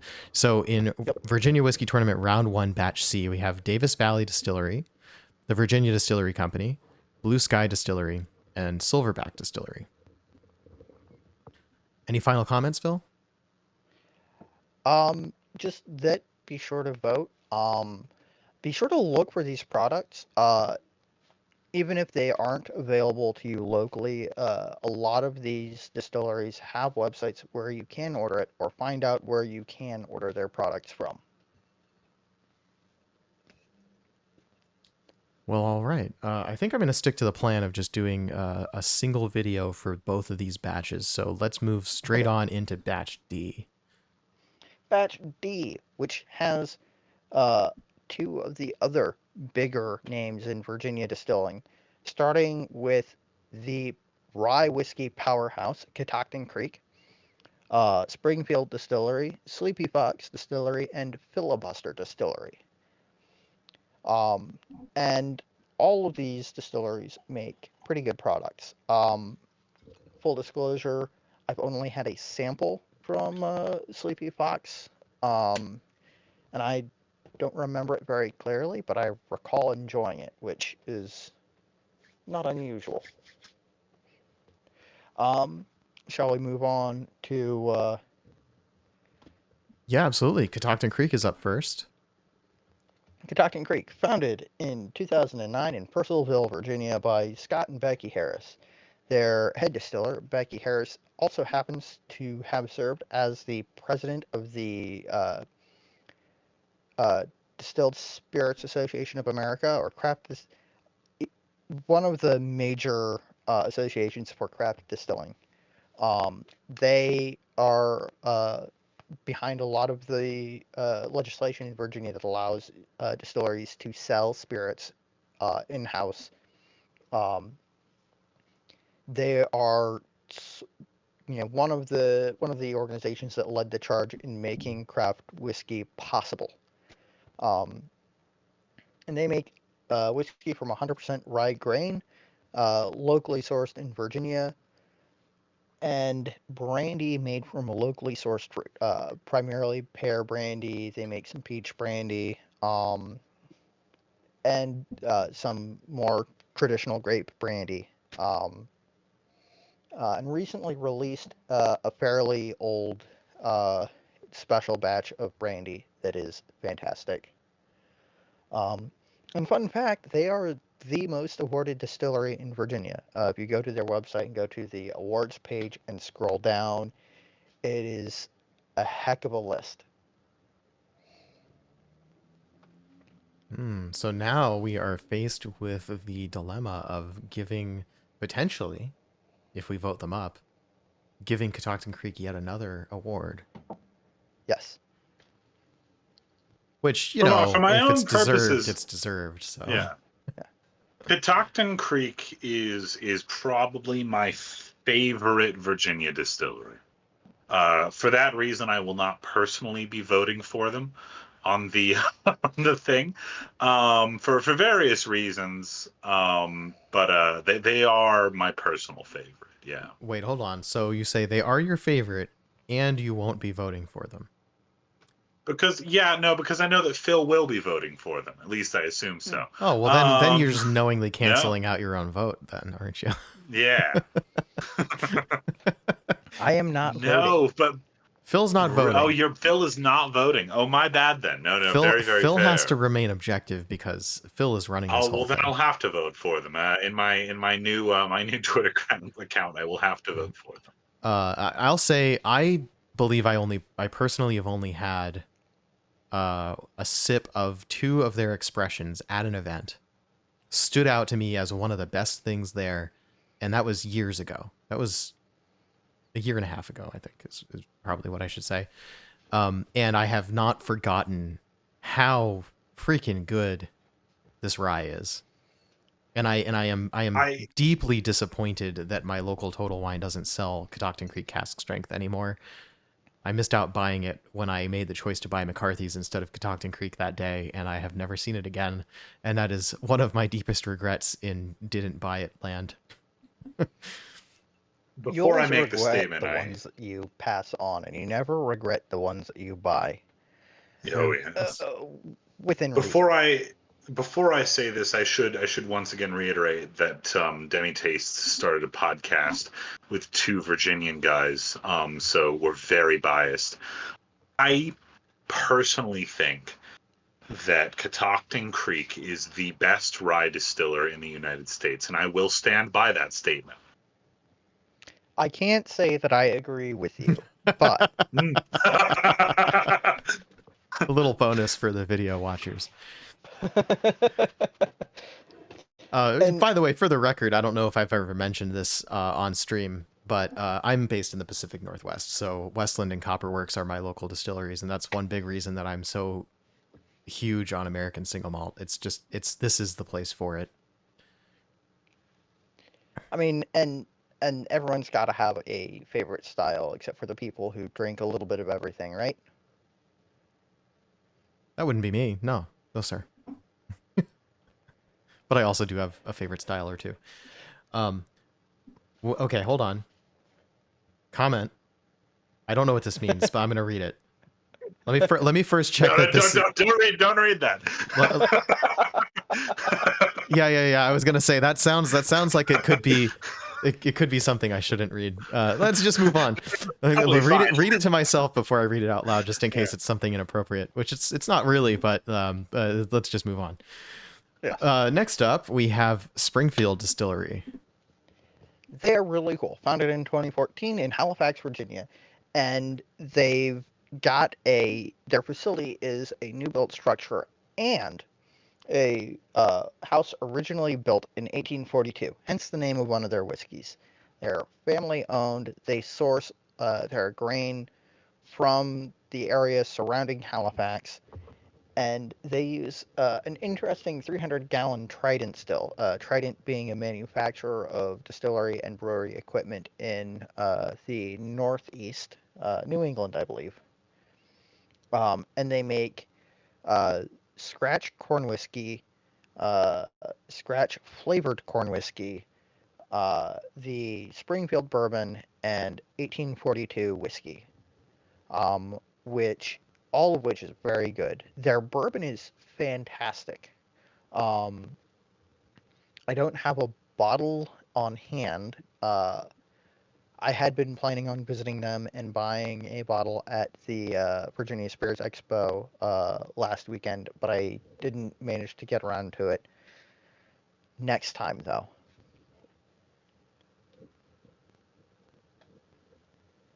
I'm trying to decide if I missed anything. I think I've got them covered. Yes. I think I honestly think that one of the coolest things about them is the fact that they've got the building from 1842 that is part of their facility. Not what is pictured, mind you. That is one of their newer built facility. Yeah, this strikes me as like one of those places to say there's so many different reasons to potentially vote for a distillery in this tournament, right? It's really just whatever you feel is like cool to you about a place. If the location is cool to you, that's great. If the Trident still is cool to you, I'm actually curious what that is. Somebody mind sending me a picture of that so I can put it up on the slide because that seems like it'd be a really cool thing to show. Yes, let me see if I've still got their website up somewhere. Maybe I'll see what I can I find. don't but It's a great thing to be doing live. oh, I've got it the website up.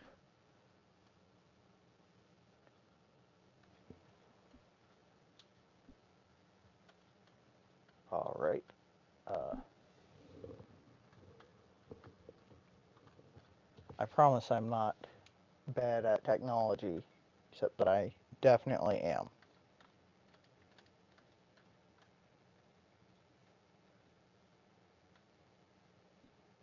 Come on. Oh, that's such a tiny picture that I found. That's not the best picture. I know that they've got, but it's an interesting looking.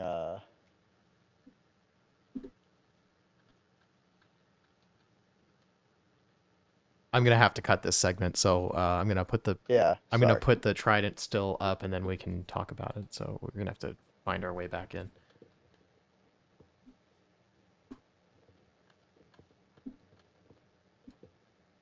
Yeah, so okay, I've got up on the slide. So that's a picture of the Trident still at Springfield Distillery, correct? Not just some Uh, random Trident still, but actually theirs? Or is this...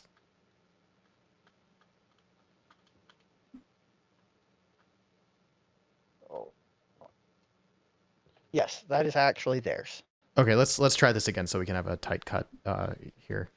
Yep. Okay, so I've just put up the picture of the 300-gallon Trident still up on the slide. That's the copper still on the right side of the picture there. This is Springfield still. So there you go. For anybody who likes the equipment angle on a distillery being their favorite or not. And it's apparently to an extent hand hammered, and hand formed. Like the dome at the top is hand formed, um, and it was specially built for them specifically by the folks at Trident, which is cool because they're pretty much every still is hand built specifically for the distillery. Um, but it's always interesting to see, this hand built this piece of equipment that is to the spec of the distiller. There are some places that use sort of more off the shelf components, but custom stills are kind of cool.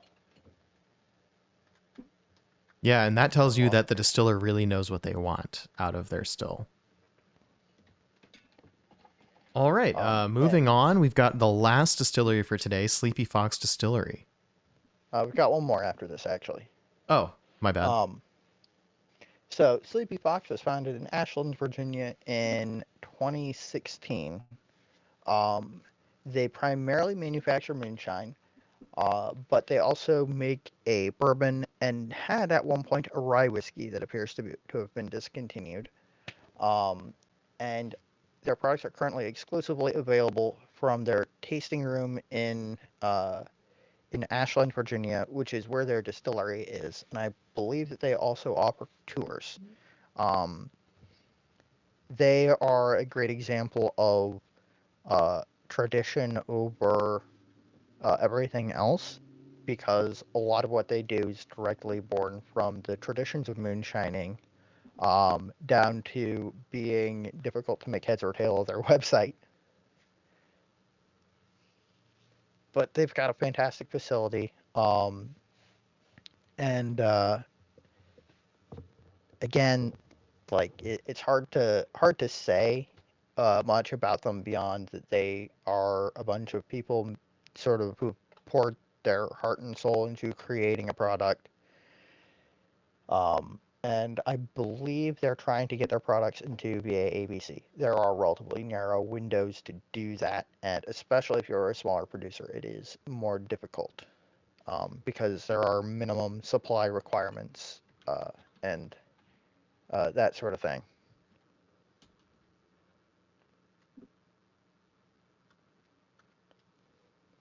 All right, any comments on that, Spooky? I don't think so for myself. It sounds a fascinating one. My only Oh, we lost your audio. Never really tried that back when I lived in Virginia, unfortunately. Sorry, we lost your audio there real quick. Would you go Ah, back to the shoot. beginning of that comment?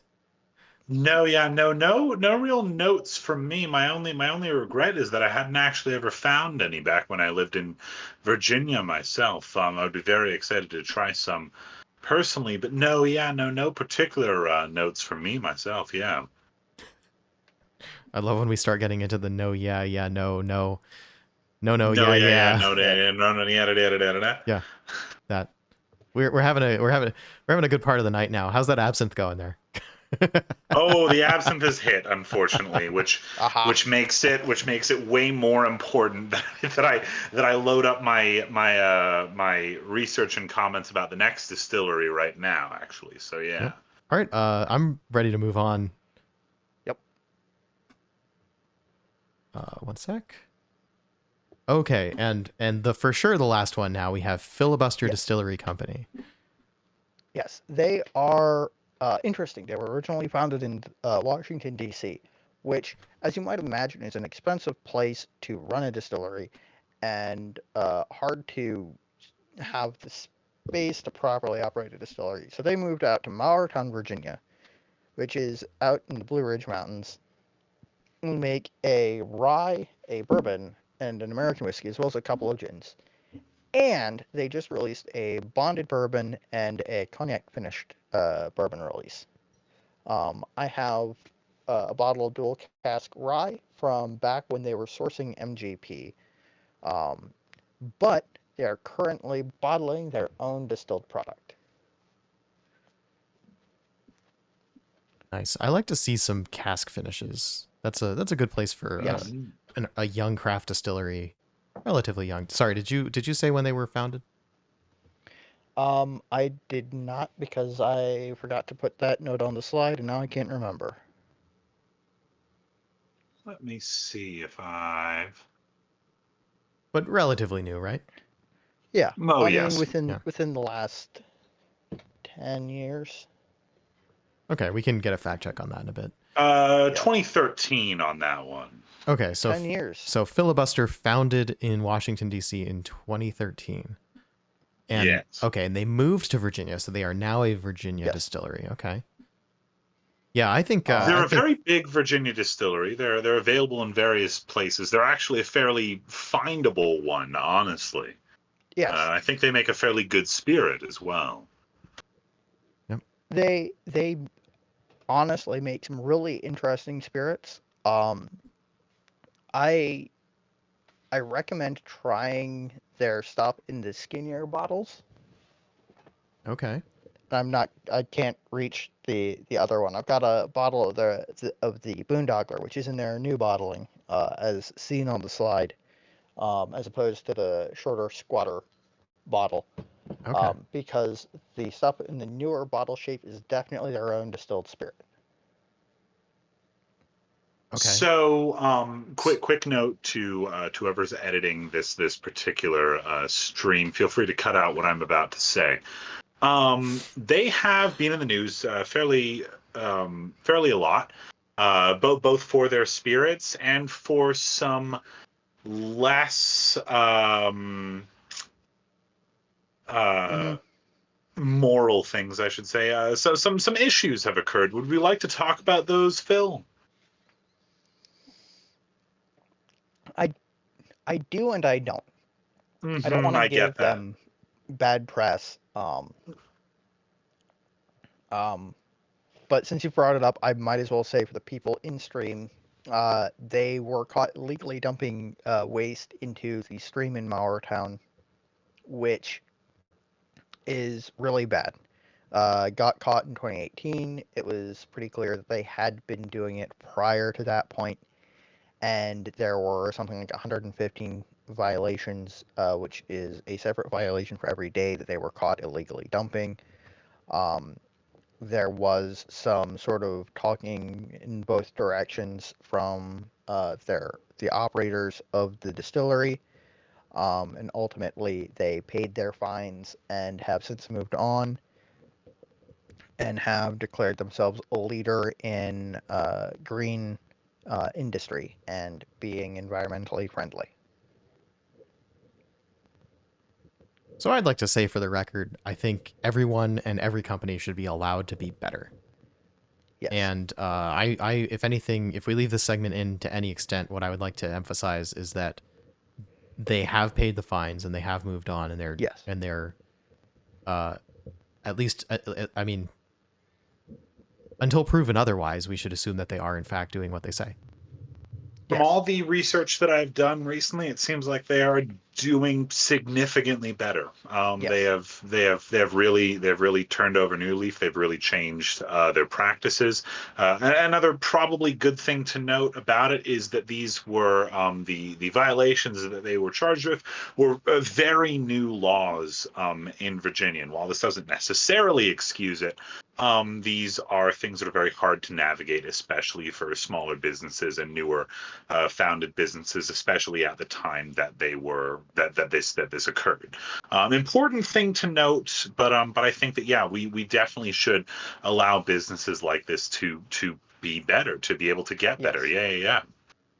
And I will say just the observation that 2018 is 5 years ago, which 5 years ago. Which means that it's They were around for entirely 5 years. Yeah. Only 5 years since they were founded at the time. right. Okay, so it was 5 years at that time. It's been 5 years since then. The observation I want to make is their bonded bourbon very well could be all whiskey distilled after, right? If it's exactly 4 years old, or if Yes. it's less than 5 years old, it's going to be a single distilling season, which means single distilling season at least 4 years old. Which means it's entirely possible that their bonded bourbon is currently all after that incident, right? And it's relatively less likely that anything they're releasing right now is older than 5 years, because they are such a young distillery and they're making specialty finished products and all that sort of stuff. Their bonded bourbon is 5 years old. Okay, so just on the cusp. Yeah. But probably since rectifying the issue. Yes. It is also important to note that improvement and making strides in being better is extremely important. It's also really important to acknowledge when you have made mistakes, which they didn't really do. They paid the fines, but the talking out of in both directions by the people that operated them was me being nice, saying that they were sort of refusing to take accountability for it initially. On the other hand, paying the fine is right, as opposed to just folding the business, right, is not running away. So paying the fine is a form of acknowledgement. Yes. And it's very possible the lawyers just said, maybe don't say anything else about this. So I would like to err on the side of, let's give them all the credit for addressing the issue and getting better, and not focus so hard on what they may have done in the past, especially if they originally were not in violation of any regulations. And this will be a tough cut. I think we'll talk about that after stream and figure out. I'm sorry for making your job harder, Demi. Or someone's job harder, honestly. We'll figure it out. I wasn't really going to bring it up because I avoid talking about it when running this competition. I avoided talking about it last year. Let's cut it, and let's do like a nice, just long cut of this whole sub segment here, because that's not too hard from an editor perspective. If I wanted to try to pick and choose positive bits of that segment, that would be hard. That would be, because making it a coherent paragraph from things we want to say and things we don't want to say is just a real hard thing to do. And that's last week when I was trying to edit around the second half of our video. I feel like we got into a place where we got off into the negative woods a little bit, and I was trying to cut around that to include some good information, and ended up doing an okay job, but it was real draining to do it. So I'd like to avoid that if we could. Totally understandable. Yeah. It's just the making our job easy is not saying anything we wouldn't want to show up on a video permanently. And also remember that we're putting all these VODs on YouTube, right? So aside from the fact that this is buried in a 2.5 hour long video, it is there. I could, if you want, Phill, I could I could strip down the video a little bit. They are aware that I've brought up their past directly to them. Okay. Well, up to you. I have not. We'll I solve all have that not after been stream. asked to not bring it up, but I just avoid it Technically, you when I didn't bring it can. up. Yeah. No, it wasn't not your fault. Don't. Yeah, no. Sorry about that. Yeah, not Um, every VOD is destined to be uploaded as is, and I think it's fine for me to just I think well, okay, just so everybody has kind of a heads up. I think what I'm going to do for this video is I'm going to have our Virginia Whiskey Tournament segment and just upload that as a video. And I'm going to Yep. have the everything else of this video uploaded as a VOD, more or less. Okay. I think that's probably the best way to do this to avoid as much redundancy as possible and also allows us to cut out that segment without having it show up anywhere. I think that's fine. Yeah. Okay. Take a deep breath so I have a good place to cut. Yep. All right, Phill, any closing comments on Filibuster Distillery Company? They make some really interesting products. You can order directly from them. They've got some interesting products. Looking at their website, they have a triple cask sherry, um, a Scotch barrel finish, a Madeira cask finish, um, the cognac cask finish, and their 5-year-old bottled and bond bourbon available for sale on their website. And they, are sort of an interesting and unique story having coming from the District of Columbia down to Mauritown, Virginia, to actually operate stills in the Commonwealth of Virginia.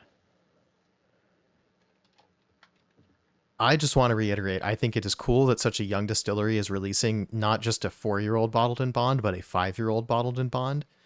And I really think that interesting cask finishes like a cognac cask are really cool things that I'd like to see a lot more of in the industry. So I'm very happy to see that. All right. Having visited, wow, how am I haven't gone to any of these places. All right. Blah, blah, blah, blah, blah, blah, blah. Nope, can't do it. I'm just I'm done. I'm done. Having having covered visited batch Virginia in spirit, now we return in to our normal spirits. content. In spirits. Having Yeah. given a description of all of the entrants in Batch D, let's recap one more time. They are Catoctin Creek Distilling, Springfield Distillery, Sleepy Fox Distillery, and Filibuster Distillery. And having covered this week's polls for the Virginia Whiskey Tournament, I think it's time for us to cheers out of this segment. Phill, would you care to lead us in a toast? Here's to craft, to innovation, and the future of distilling in the Commonwealth of Virginia. Sláinte. Sláinte. Yeah, sláinte.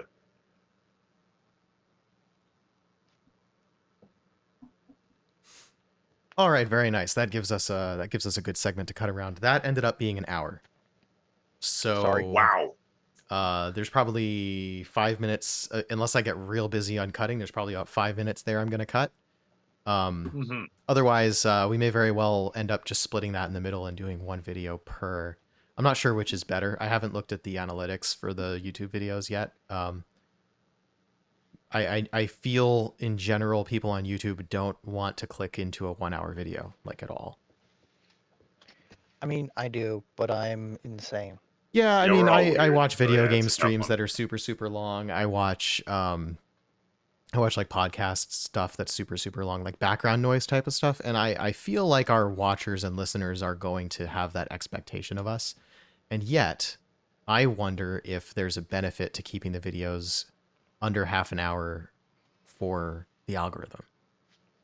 Yeah. And there's I probably think there that's probably would be a entirely benefit possible. for the algorithm, but I don't fully understand that thing anyways. So I think anybody who talks about what's good for the algorithm is kind of just guessing based on what works for them, right? I don't think anybody really knows. It's very intentionally a secret. So, because The way I if you see could it just is- game the algorithm, right? Although we should start doing a place that I could use some editing help is well, everywhere, but a place that I could for Sure. sure use some editing help is like, could we Photoshop some thumbnails so I'm not just finding a good still screen from the video? That'd be good.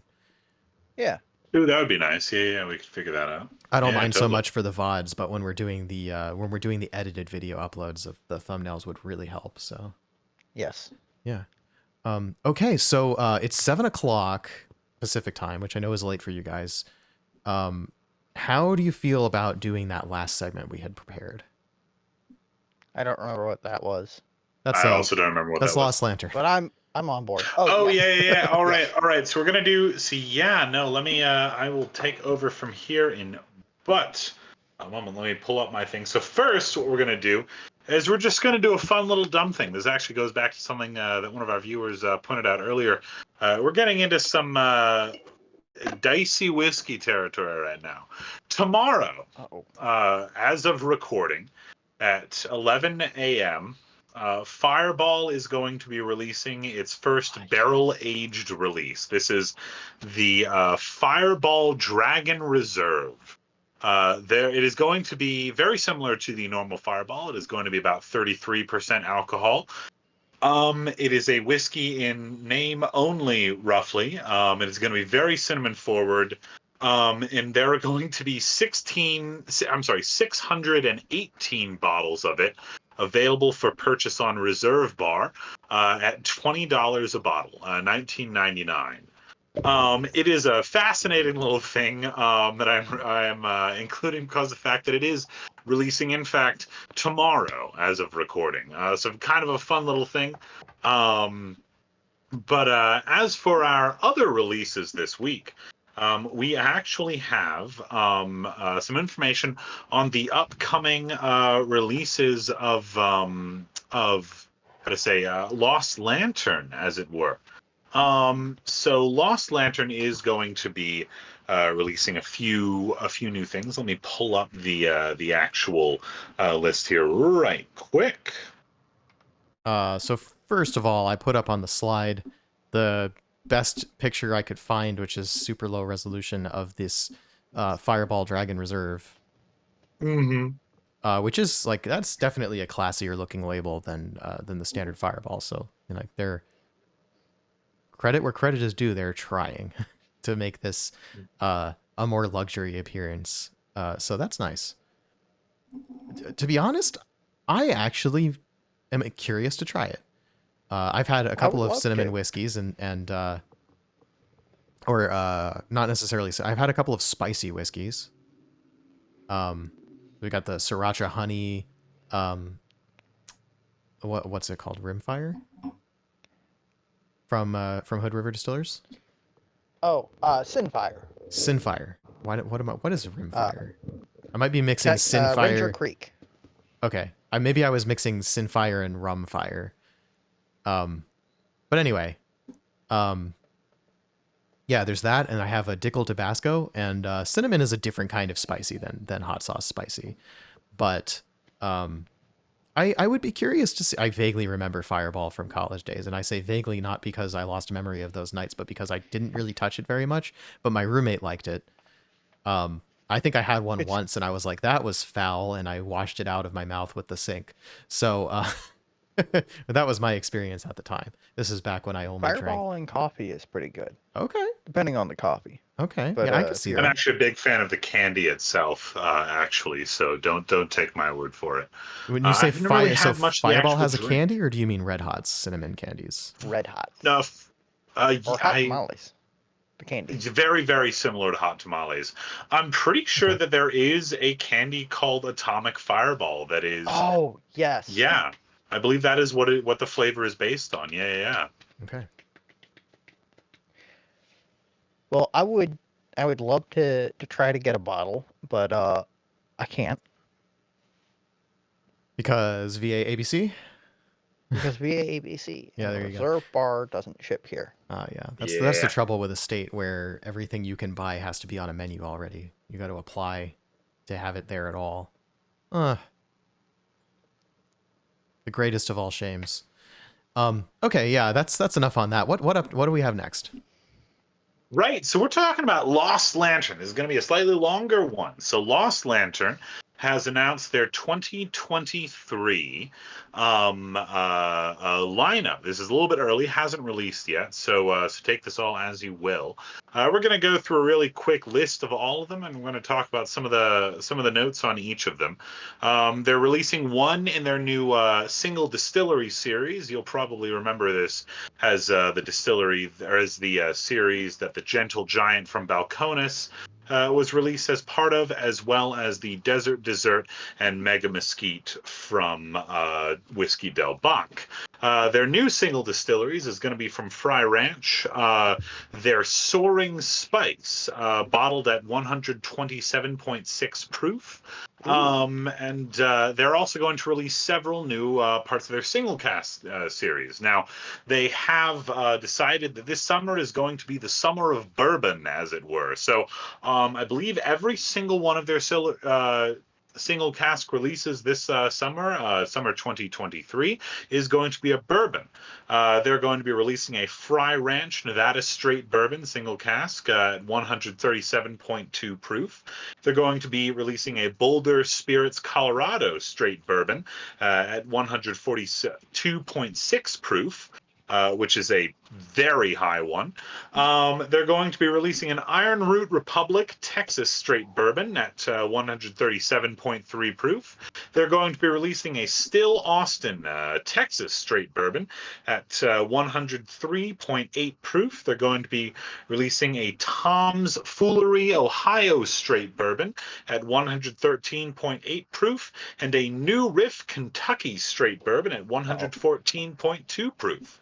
Notable things include that this is going to be their first actual Kentucky straight bourbon release, or I believe actually their first Kentucky release at all, actually. Yeah. Okay. So let me just interrupt you real quick because I'm not sure if you're watching the stream, but I just spent most of that spiel trying to find a picture.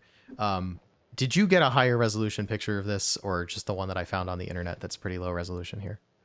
I unfortunately did not get a higher resolution photo this time. My sincere apologies. Oh, that's all right. You can pretty much see it. You can't quite get the proof levels and so on out of it, but this is the marketing picture from Lost Lantern that I have here up on the slide, showing that entire lineup. So you've got 8 bourbons, at least as to the extent that their labels, the colors on the labels indicate what kind of spirit it is. It's interesting. There are actually two labels that are not the sort of brick red color that indicates bourbon, and I'm not quite sure what that means. But they are, I believe they are all labeled bourbon. So I think that could just be the new label transition for the Far-Flung bourbon. Happens to be a newer, since they changed the label. And Soaring Spice is yet again different. So, and I believe that also says... Nope, can't read that. And can't read that on the picture. I'm sure stream can't read it either because there's not enough pixels there. Oh shoot, not enough pixels. That was the primary problem. Yeah, and I should say we actually have reached out to Adam Polanski of Lost Lantern Whiskey for comment on this series, and that is where some of our information is coming from.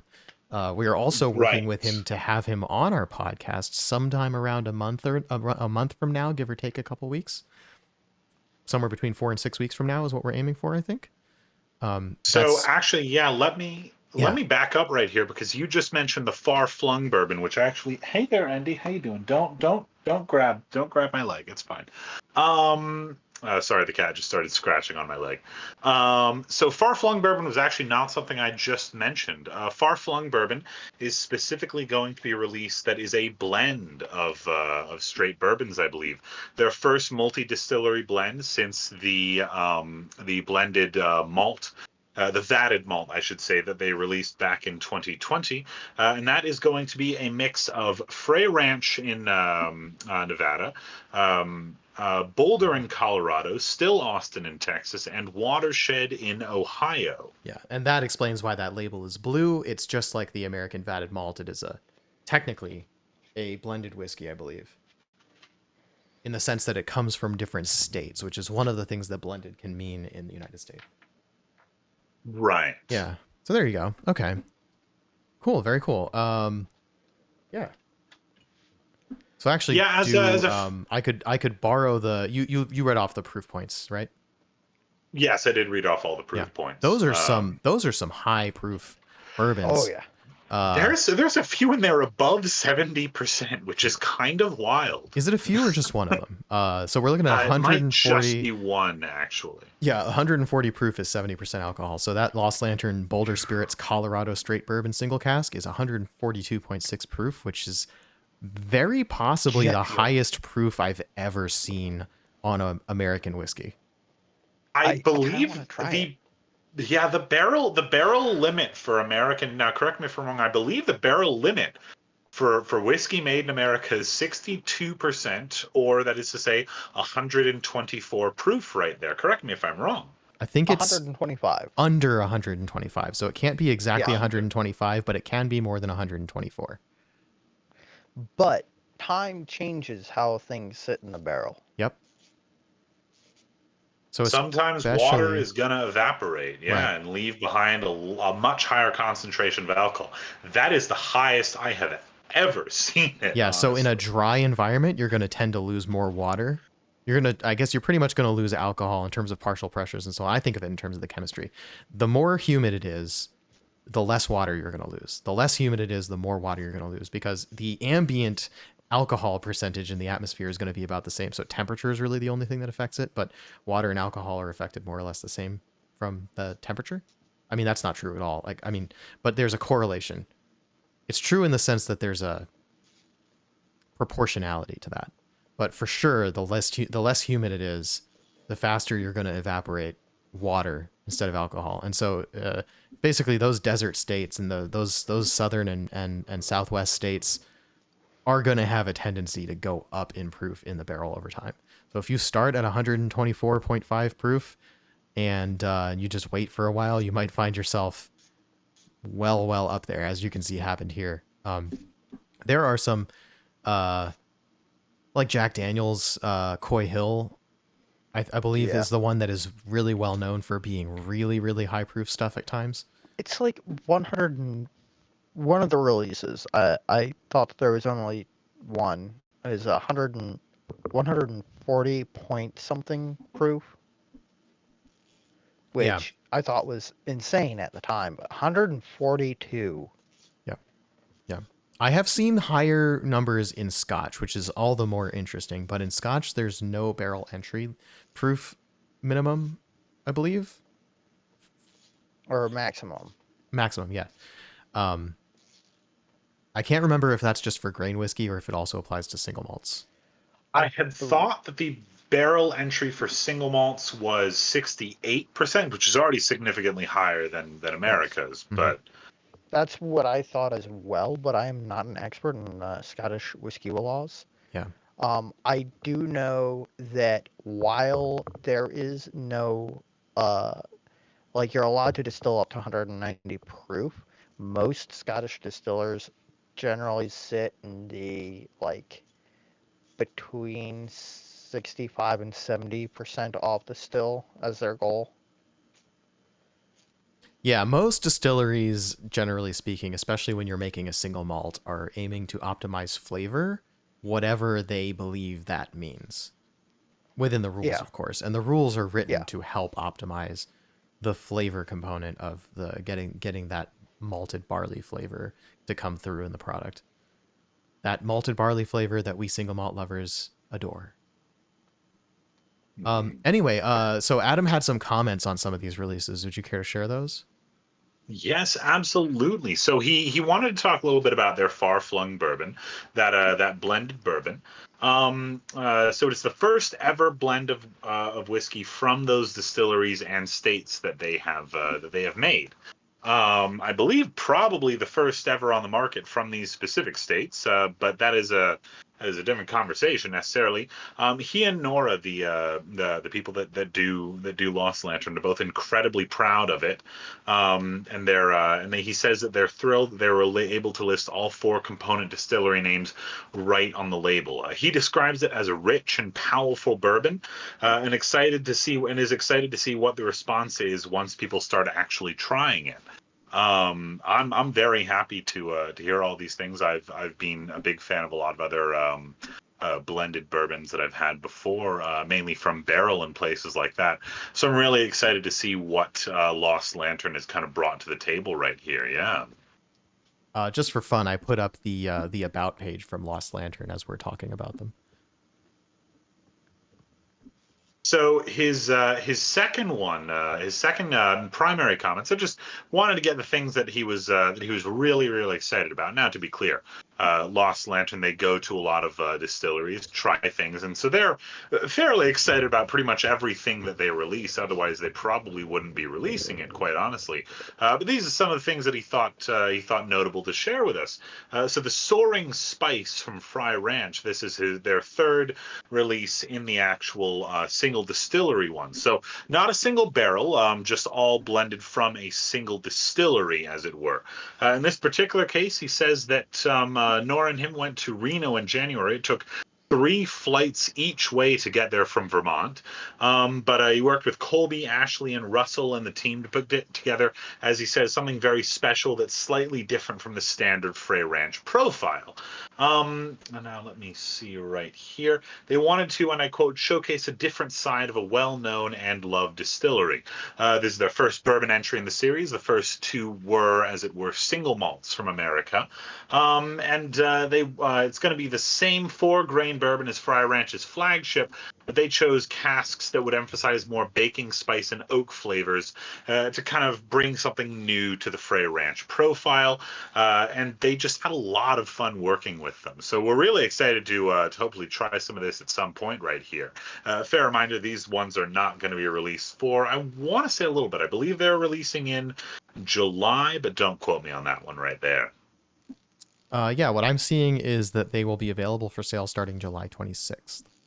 Ah, beautiful. Yeah. So going to be a little bit right here. Yeah. And I should say, because we mentioned that they'll be for sale, this is not sponsored at all.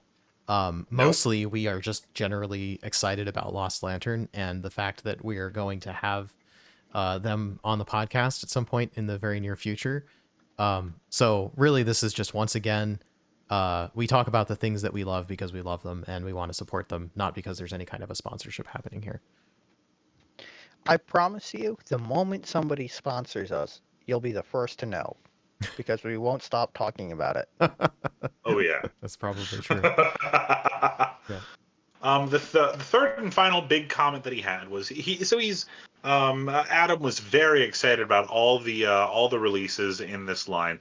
All of them are going to be bourbon. There, unfortunately for Demi, there is no single malt this summer. I'm so sorry, but hey, that's okay. I've already dug deep into the whiskey budget so I could get the single distillery series of single malts that are behind me.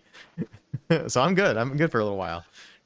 But the one that was probably one of the most notable ones in their single distillery collection was New Riff. So New Riff is a Kentucky distillery.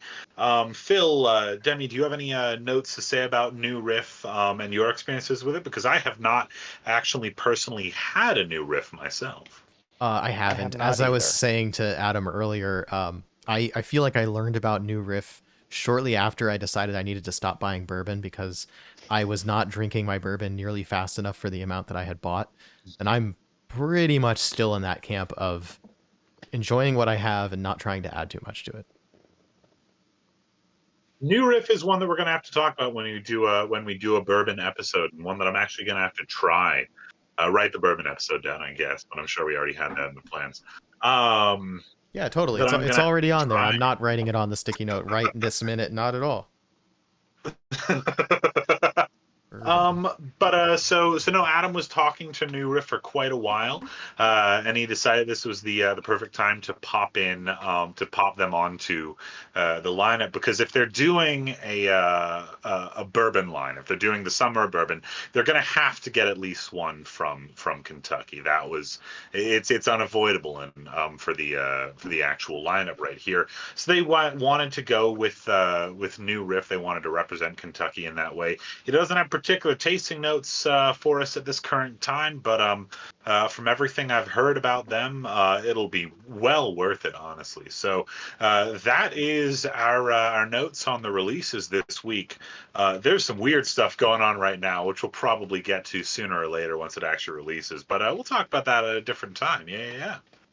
I kind of want to know what you mean by weird stuff. I'm intrigued. There's someone. All right, let me. Oh God. No, you don't. So You it's don't. not We released can save it. yet. We can save it. We can save it. We can say we'll have to save it. Let me. Okay, as suspense, they're launching a bourbon into space right now.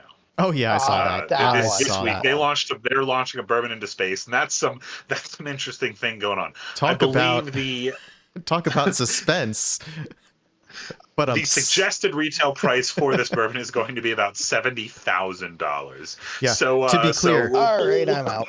To be clear, that's per bottle, I think. Per bottle. Now, just sending like what is it, a kilogram of payload into space? Just like that's just a super expensive thing in and of itself. Think about how much it costs to launch a rocket, and they're talking about sending. Actually, this was kind of fun. It's not going to release for another 4 years, right? Like this announcement. Oh yeah, it's going to be aging about 4 years up there. Let's just talk about it. Actually, I don't know if they're aging it for 4 years up there, or they're aging it partly terrestrially and then a year in space or something. However long they can keep it in space, right? There's I believe one of the things here was that they had difficulty getting the label approved with the TTB based on whether it should be like they have to. So there's an interesting thing that they're doing here, and like I mean it's a ridiculous concept. We don't need to be sending whiskey up into space. On the other hand, the fact that they're doing it, sure, I'm curious what it tastes like, but I'm not gonna for that price. I'm absolutely not gonna be. The only way I'm gonna be tasting that whiskey is if somebody decides they want my review on it. And I don't think that's very likely, but we'll see. So, it can't hurt to ask. There's some interesting stuff there. First of all, sending a liquid payload into space is tricky business. It's just the way the physics work out. Read The Martian. They go into it at some point. They had they had some resupply they were trying to send, and it was a food resupply, right? But like something about this is science fiction, but Andy Weir did his research on making sure that it was as factually accurate as possible. So something had caused the spaceship to start vibrating, and that vibration caused this food payload to liquefy, and the liquefied food sloshed around in the rocket and made the rocket just crash. Blow up. Free surface effect. Ooh, that's wild. It tore itself apart, right? So that's sci-fi. I'm not trying to be a doomsayer here, but when they actually get around to sending this thing up into space, which they haven't done yet. Not yet. When they actually get around to sending this thing up into space, they've got a couple of challenges. And also re-entry, same challenges. They've got a liquid product going up into space. They're going to have to make sure that barrel is really reinforced. And to that end, this is one of the sticking points with TTB. They're going to have to disassemble the barrel. So that means they're taking the whiskey out.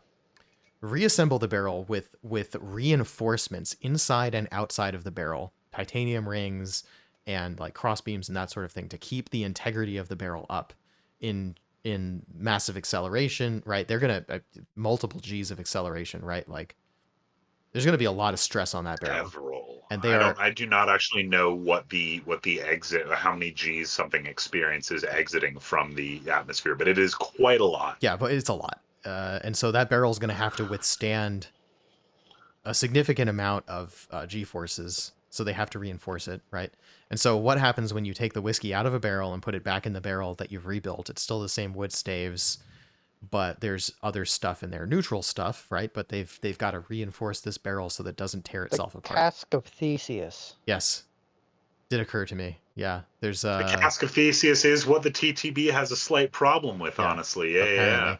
And then they're going to have the same problem on reentry. Now, so even if they send up a completely full barrel that they've topped up and that there's no sloshing around, which is going to be real hard to achieve, there still should be some evaporation out of that barrel in space, which that presents some problems.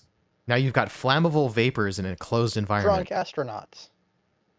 Well, okay, the breathing alcohol vapors is probably not going to be good for the astronauts, but more importantly, they try real hard not to put anything flammable into the spaceship.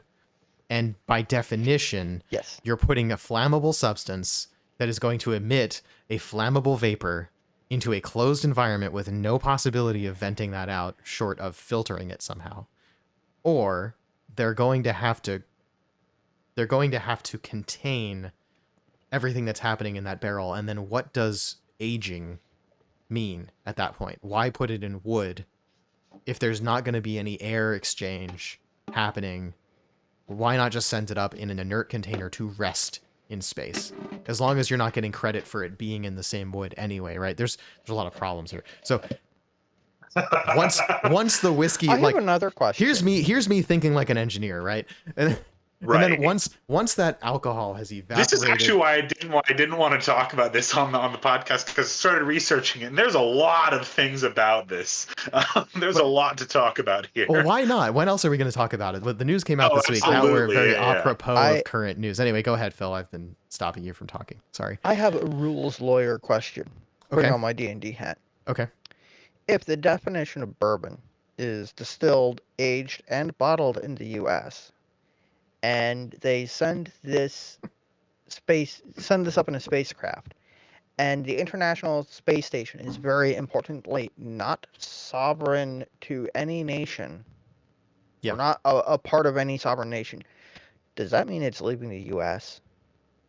So no, I don't know if it's going to the space station, which is not U.S. territory. Then certainly no. If it's going to be staying in a United States spacecraft, arguably that is U.S. territory. But that would be like saying that I took my car to Italy and the inside of my car is still an American vehicle. Right? Or I guess more realistically, I drive my car to Canada. Yeah. Is it U.S. territory inside of my car? Interesting philosophical question when you can't open U.S. military C-130. What a deeply concerning philosophical question. Oh, here's a good one. I think I'm stealing this from another possibly a spirits podcast, some podcast I was listening to. Oh no, it was I don't remember the name of it. Dear Hank and John, I think I've been listening to, because Hank Green and John Green are fun personalities. Hank, unfortunately, has recently received a cancer diagnosis, and I'm not going to say anything more about that. He's put plenty of videos about it. If you're interested, if you like him, go watch those. He's going to say way more about it than I can. Other than it prompted me to want to. We wish him the best here. Yeah, we wish him the best. Absolutely. It did prompt me to tell my friends, like, hey, remember that annual thing we used to do to raise a bunch of money for blood cancer? We should get back to doing that. That's a big deal. And anytime somebody, like, screw cancer, right? Anytime somebody comes down with cancer, right, it just reminds you how horrible of a disease it is, and how every type of cancer needs its own treatment. You know, we got to do what we can to fund research. I think it's the most important medical funding you could do, to fund cancer research, because it's just, you know, for most types of cancers, even with treatment, the quality of life to be expected afterwards is not great. And we want to improve that. Anyway, that soapbox aside, there was a fun question that came up. If you open an umbrella inside of a car, is that bad luck?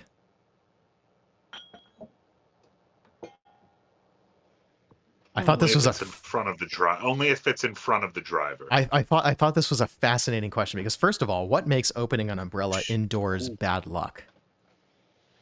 Right? Is it the fact that you might knock something over? Is it, right? Like, bad luck is usually like if you walk under a ladder, the ladder might fall on you. That's why walking under a ladder is bad luck.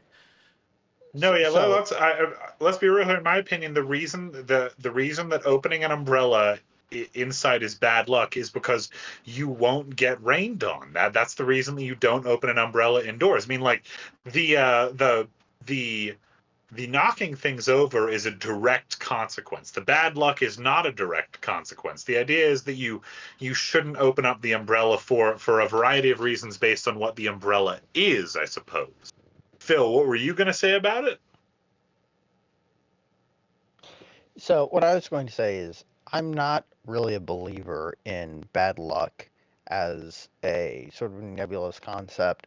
To quote, I believe it's Albert Collins, if it wasn't for bad luck, I wouldn't have any luck at all. But I will say that at work, I walk under ladders constantly Ooh, I because hate that is that. the easiest way to get from point A to point B, and You're running a thus bad luck far my luck factory there, has not man. changed for the better or Yeah, the right. worst. Every day, Phill walks into work, sprints under all 50 ladders, and smashes a mirror. Um, Okay, well, I think there's even more good reasons not to I am an smash outlier as mirrors. it comes to luck. Mirrors are good things, and glass everywhere is just a hassle. Forget about the bad luck. Don't break mirrors. Like don't break glass. That's a bad Yeah, thing. Breaking glass is always a hassle. Nobody likes that. and I broke especially I broke old a glass mirrors. Do bottle. not break old mirrors. Don't what's break old wrong with mirrors. old mirrors? Ghosts?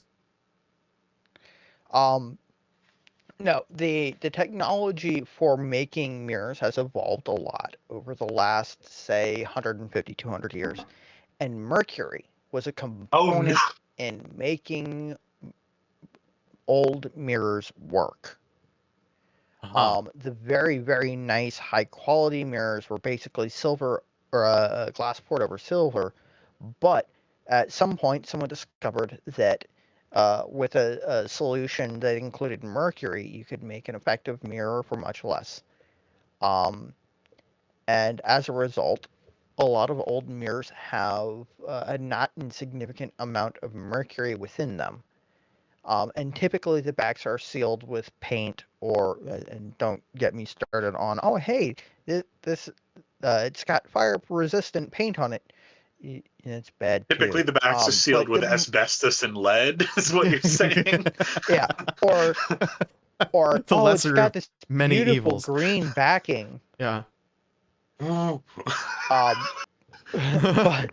but for the most part, it's sealed. But if you break an old mirror, it can leach mercury out of it.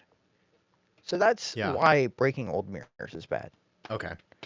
There That's are learn something so new every day. many there are Yeah. so many obsolete chemical and manufacturing things that or industrial practices that, like, looking back on, you're like, why on earth would you decide that you need to use mercury for that? Or why on earth would you decide you need to use asbestos for that? And it's just because that's technology of the day. I have actually used when I was growing up. I had it. I don't think my parents even knew that I used it because they got real mad at me one time when they saw me using it. I used a mercury frying thermometer, like a candy thermometer made with mercury that they just didn't know that we owned, I guess. And one of the biggest issues with it was that it was one of the hardest thermometers I've ever had to read. It was just this little silver line, worked great for frying. As it were, for those temperatures, mercury actually works significantly better than the general alcohol thermometers that you find. There's a lot less chance of it breaking, interestingly enough. Don't use mercury thermometers, though, please. But no, yeah, absolutely All it takes wild is you stuff. I dropping didn't. it. That is the thing. Yeah, I think my parents saw me using it one time and threw it out.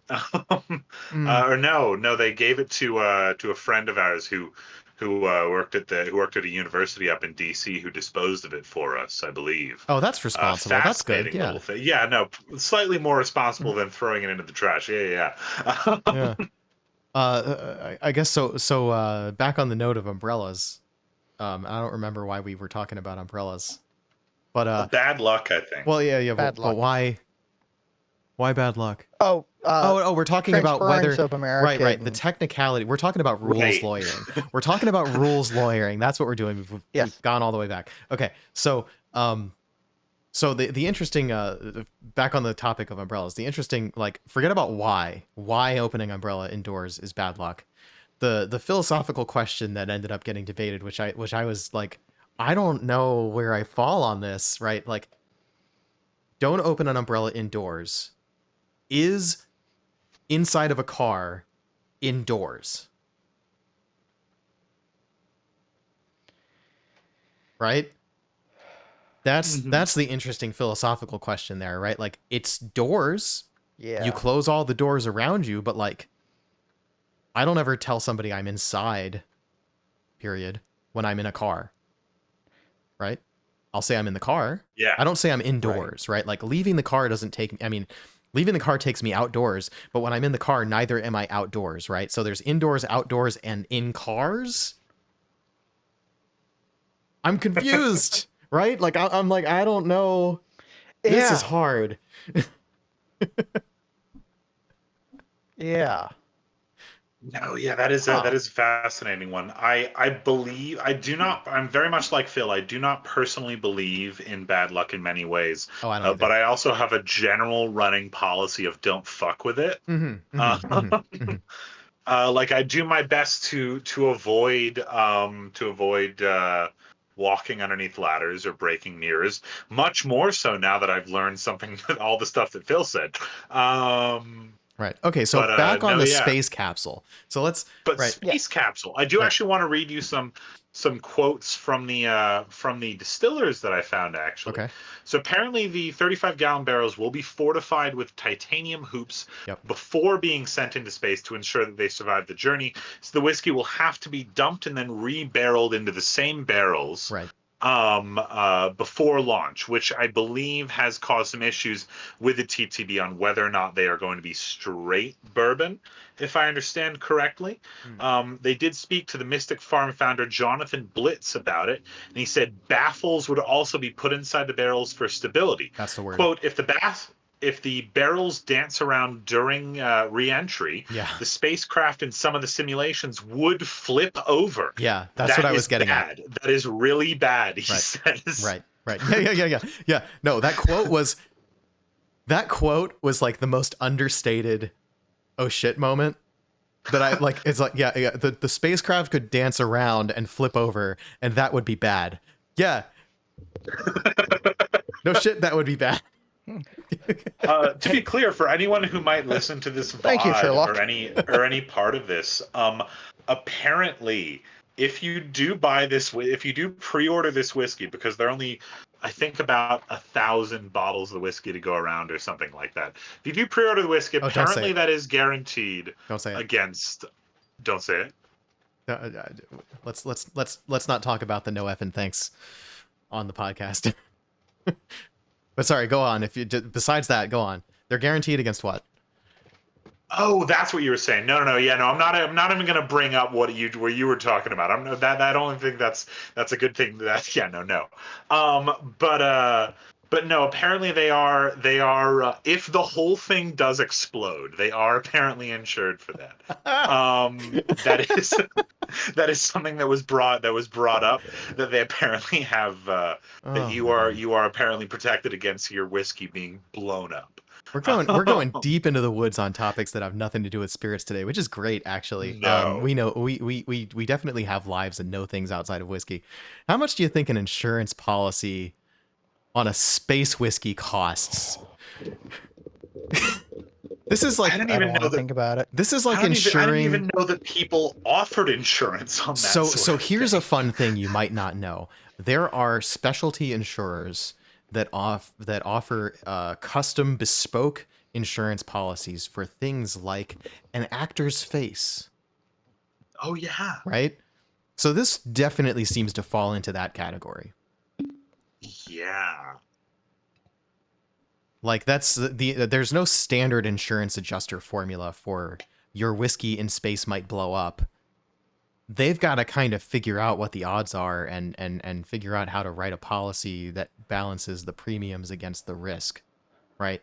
This is specialty insurance, right? Like this is essentially the insurance company gambling. And then the other fun thing about insurance companies is they often offset those gambles with the opposite gamble. What the hell would the opposite gamble be of space whiskey blew up? Like, how do you balance that risk in your portfolio? So I don't think that it's a direct opposite balancing. I think it's more of a equal but opposite level of risk. Mm-hmm. So an you'd extremely balance safe an bet, I extremely believe, is an what extremely the safe thing. Yeah. Yeah, Maybe this is the same company that insures those people that age in Spain that age wine under the ocean. that sounds plausible. Yeah. Cool thing. A wholly different Yeah. conversation right there. Cool little thing over in Spain that they're doing, I guess. But Yeah, yeah, that's yeah. I'm not even at the current moment. I'm not even like primed to get into that. So that let's save that tangent for some other time. But Some other back time. on the note of, is it in sovereign U.S. territory inside of the orbiter, inside of the Earth orbiter, that it's going to be aging in for a year? You can't open the doors lest you expose your interior to space. Another question: what's the temperature? What's the climate control going to be like on that spacecraft that affects the aging environment? Like, so many questions, right? Like, The, yeah, I have to because that's a hard believe. one. Because the You know specific what we should question on do? how hot does it get in space is not a clear question all the time. Yeah, I Like mean, that's complicated you. bullshit. I would say you air condition the orbiter, but in reality, it's going to be more like you heat the orbiter. I I have a solution to how we get these facts. Okay. We invite an astronaut onto the show. Anybody know any astronauts that like drinking whiskey? Get in I the don't comments. personally know any astronauts.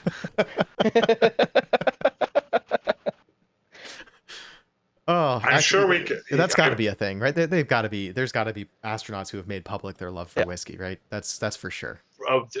Probably one would imagine, yeah, or at least astrophysicists. Probably we could probably find one, yeah. Hmm.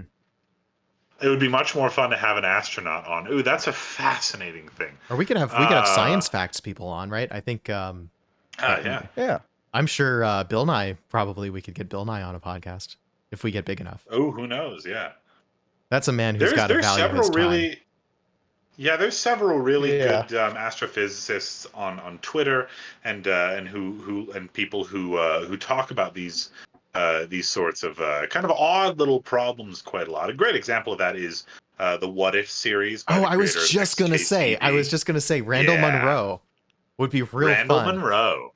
There's a speaking of webcomics, there's another one. There's a great shirt that I like, which is like aliens explaining human things, basically, where it's like it's like a Yeah. single panel comic of like, Mm-hmm. this is our finest liquid, right? It is rotten grapes that have been aged for whatever years, right? Or something to that effect, right? And they're commenting about how like just the way they phrase it makes it sound like a really disgusting thing, but it's very amusing. Yeah, I don't know, space whiskey, right? Like the especially you got to it before I did too, but I was getting into the, like when they come back for re-entry. Oh dear, has my internet connection dropped? Because you both froze all of a sudden. No, it was me. I think that was me this time. Okay. Nope. And Phil's just being still. Okay, we got it. Cool. Yeah. So what I was saying is, Yeah, if sorry. there's any, I'm trying to find an astronaut who likes whiskey. okay, fair. If there's if there's any evaporation to speak of in this space aging cask, right? It's going to be less full than when it goes up, which increases the risk of that liquid sloshing around and causing the lander to dance and possibly flip over, right? Like, there's so many risks here. I'm sure their insurance company is loving this right now, but I'm sure that they have aerospace engineers and physicists on this problem. They've already run the simulations and so on, trying to figure out how risky this idea is. And I hope it doesn't fail, because Oh, while it would be a hilarious story that the space whiskey blew up, that robs humanity of the chance to try a whiskey aged in space, as dumb an idea as I think that is. But if I were offered a taste, boy, would I take it, right? oh, it's just so fascinating. A small part of me like wants to see the news articles about the space whiskey blowing up, but I really do hope that it does not. Yeah, I'm Like with I you want, there. yeah, Also, I I want think that it's to be a thing that exists. also normally when something is priced at $70,000 a bottle, I say that's a gimmick. Nobody would ever buy that. It can't taste good. Like, who's going to buy that except to collect it? For sure, some of those arguments apply here, but the mere fact of the expense of sending something to space, at least partially, maybe entirely, justifies that price. Yeah. Right? I mean, I think that it's another gimmick. It's just the logical ultimate extreme for gimmick, which is something that is probably ultimately not going to do much, but is also actually extremely expensive and unique. Yeah. Yeah, and let's not gloss over that fact. I don't think that this is going to do much. If they put any kind of climate control in that module, and we're not literally putting the barrel into outer space, which would for sure just freeze and then shatter. Right? Like if they're just keeping it inside of the space capsule and the capsule is climate controlled, I suspect you're going to get basically the same effects as climate controlled aging anywhere. And you're definitely not going to get, it tastes like steak, right? People say space tastes like steak after they've like gotten it on their EVA suits and come back inside and smell it, right? Like the suit smells like seared steak or something like that. Like that's not going to happen with the whiskey. Yeah. Because that's not going into space. No. Not literally. It's not going on a spacewalk. No. Certainly not unless they put it in an EVA, which would be hilarious, right? Like, let's take it from our space capsule and put it into a space vehicle and send it on a spacewalk and then bring it back in, and we're just climate controlled the whole time, right? The only thing that's changing is air pressure Yeah, if you put whiskey into a wood barrel and then put the wood barrel out into space, all the whiskey would like disperse, right? Like the whiskey would essentially boil, right? Interesting.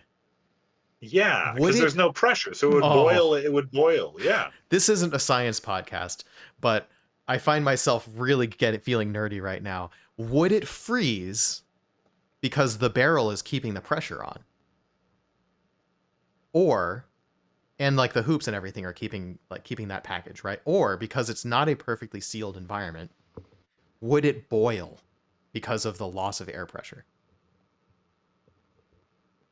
I think it is more likely to freeze. Okay. For the same reasons that like people who are exposed to space freeze instead of having all of their liquids boil out of them. I think explosive decompression doesn't boil things as fast as the thermal mass would cool down, lose its temperature to space, I think. Okay. But honestly, the reasons that happened, like if you were just to like throw liquid directly into the vacuum of space, would it freeze? I think so, right? Comets are ice. Yeah. I think so. Yeah, I think so. Oh, that's a really tough question. I'm really not sure, but I think so, yeah. Aside from the fact that I'm an engineer, I think we're as a group out of our depth on this question. Yeah. Very out of our depth because now I want to know. Like, I mean, the actual question is like, if you take a whiskey inside of a barrel and just ship it down to Antarctica, what happens to it? Like, it freezes. What happens and to it after that's that? a fun thing too. We should look up that news story. They found a whiskey in Antarctica and like tasted it and then tried to recreate it. That was in the news some months ago. So like probably didn't taste the way it tasted when it first went down there, but even if it froze, Antarctica's not nearly as cold as space. Let's be clear about that. No, yeah. So right. It's the closest thing we can get to, I think, though, besides like a nitrogen, like liquid nitrogen freezing situation. Yeah, sure. You can get close, right? Oh, the Shackleton. That was what it was. The Shackleton. Oh, there you go. See, and little did I expect that one of us had a bottle of that, but I shouldn't be surprised. Yeah. That's a fun one to look up. Don't mind the sound of me clattering around in my backyard. No, that's fine. So I don't know much about that off the top of my head.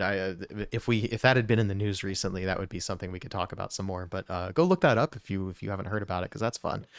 But yeah, I don't know what the story is with the whiskey they found. Was it frozen or not? Alcohol has a much lower freezing point than water.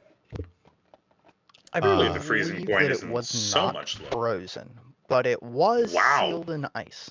Sealed in ice. Okay. So Because basically, they dug a pit under their base camp, Hmm. and stashed supplies and Mhm. covered it up, and then it froze. And Yeah. because I mean, it got cold enough. Right. So But I cold, don't believe. if I'm not mistaken, cold, even if it freezes, should preserve whiskey better than keeping it at ambient temperature, right? Because closures aren't perfect and so on, right? Yes. Keeping it frozen is actually probably going to keep more of the original stuff in there. And cold doesn't really destroy chemical compounds the way heat does. So Right. there's a very good chance that that flavor was preserved rather well. Now, whether how faithful the recreation is another story, because that's trying to match sensory experiences with blending a result, right? To undertake that project, if I were a blender, I think that would be really cool. We will never know for But also sure. nerve-wracking. Also nerve-wracking. And we will never know for sure how faithful of a representation the recreation is. But it certainly does fire the imagination. Oh, it's such a fascinating story. Yeah. Well, today on the Whiskey Lodgecast, we have explored the Antarctic and space and the And Virginia. and Virginia. And Virginia. The three extremes of the environment. And I think on that note, we probably have exhausted all reasonable avenues of conversation this evening. I think it's time for us to pour ourselves a final cheers and get on out of here. So I have been recently enjoying this bottle of Westland Solum First Edition, which I'm going to be putting a review of on maltrunners.com real soon now, possibly tonight or tomorrow. This is the peated whiskey using Washington State peat, peated at Skagit Valley Malting. Or malted at Skagit Valley Malting, and has been in the works for 3 or 4 years now. This bottle has an age statement of 3 years. And it is nothing at all like Isla Peat, I'll say that. But look to my review for more information, because now is not the time to get into tasting notes. I will be drinking the Priorat Nature Vermouth, I should say, from Spain. I don't think I'll write a review of it, but I mean, I might. Maybe I'll post. Maybe DemiTastes will post it under his own name. But my reviews are all really quite bizarre, so who knows? Suppose I could post a guest review. That would be fun. What are you gonna have, Phil? And I'll have a little bit of this filibuster dual cask rye, which is MGP 95.5 rye, finished in French oak wine barrels. Mm. Well, all of those All sound right. delicious. To delicious spirits and the exploration of extremes. Cheers. Sláinte. Sláinte. Sláinte.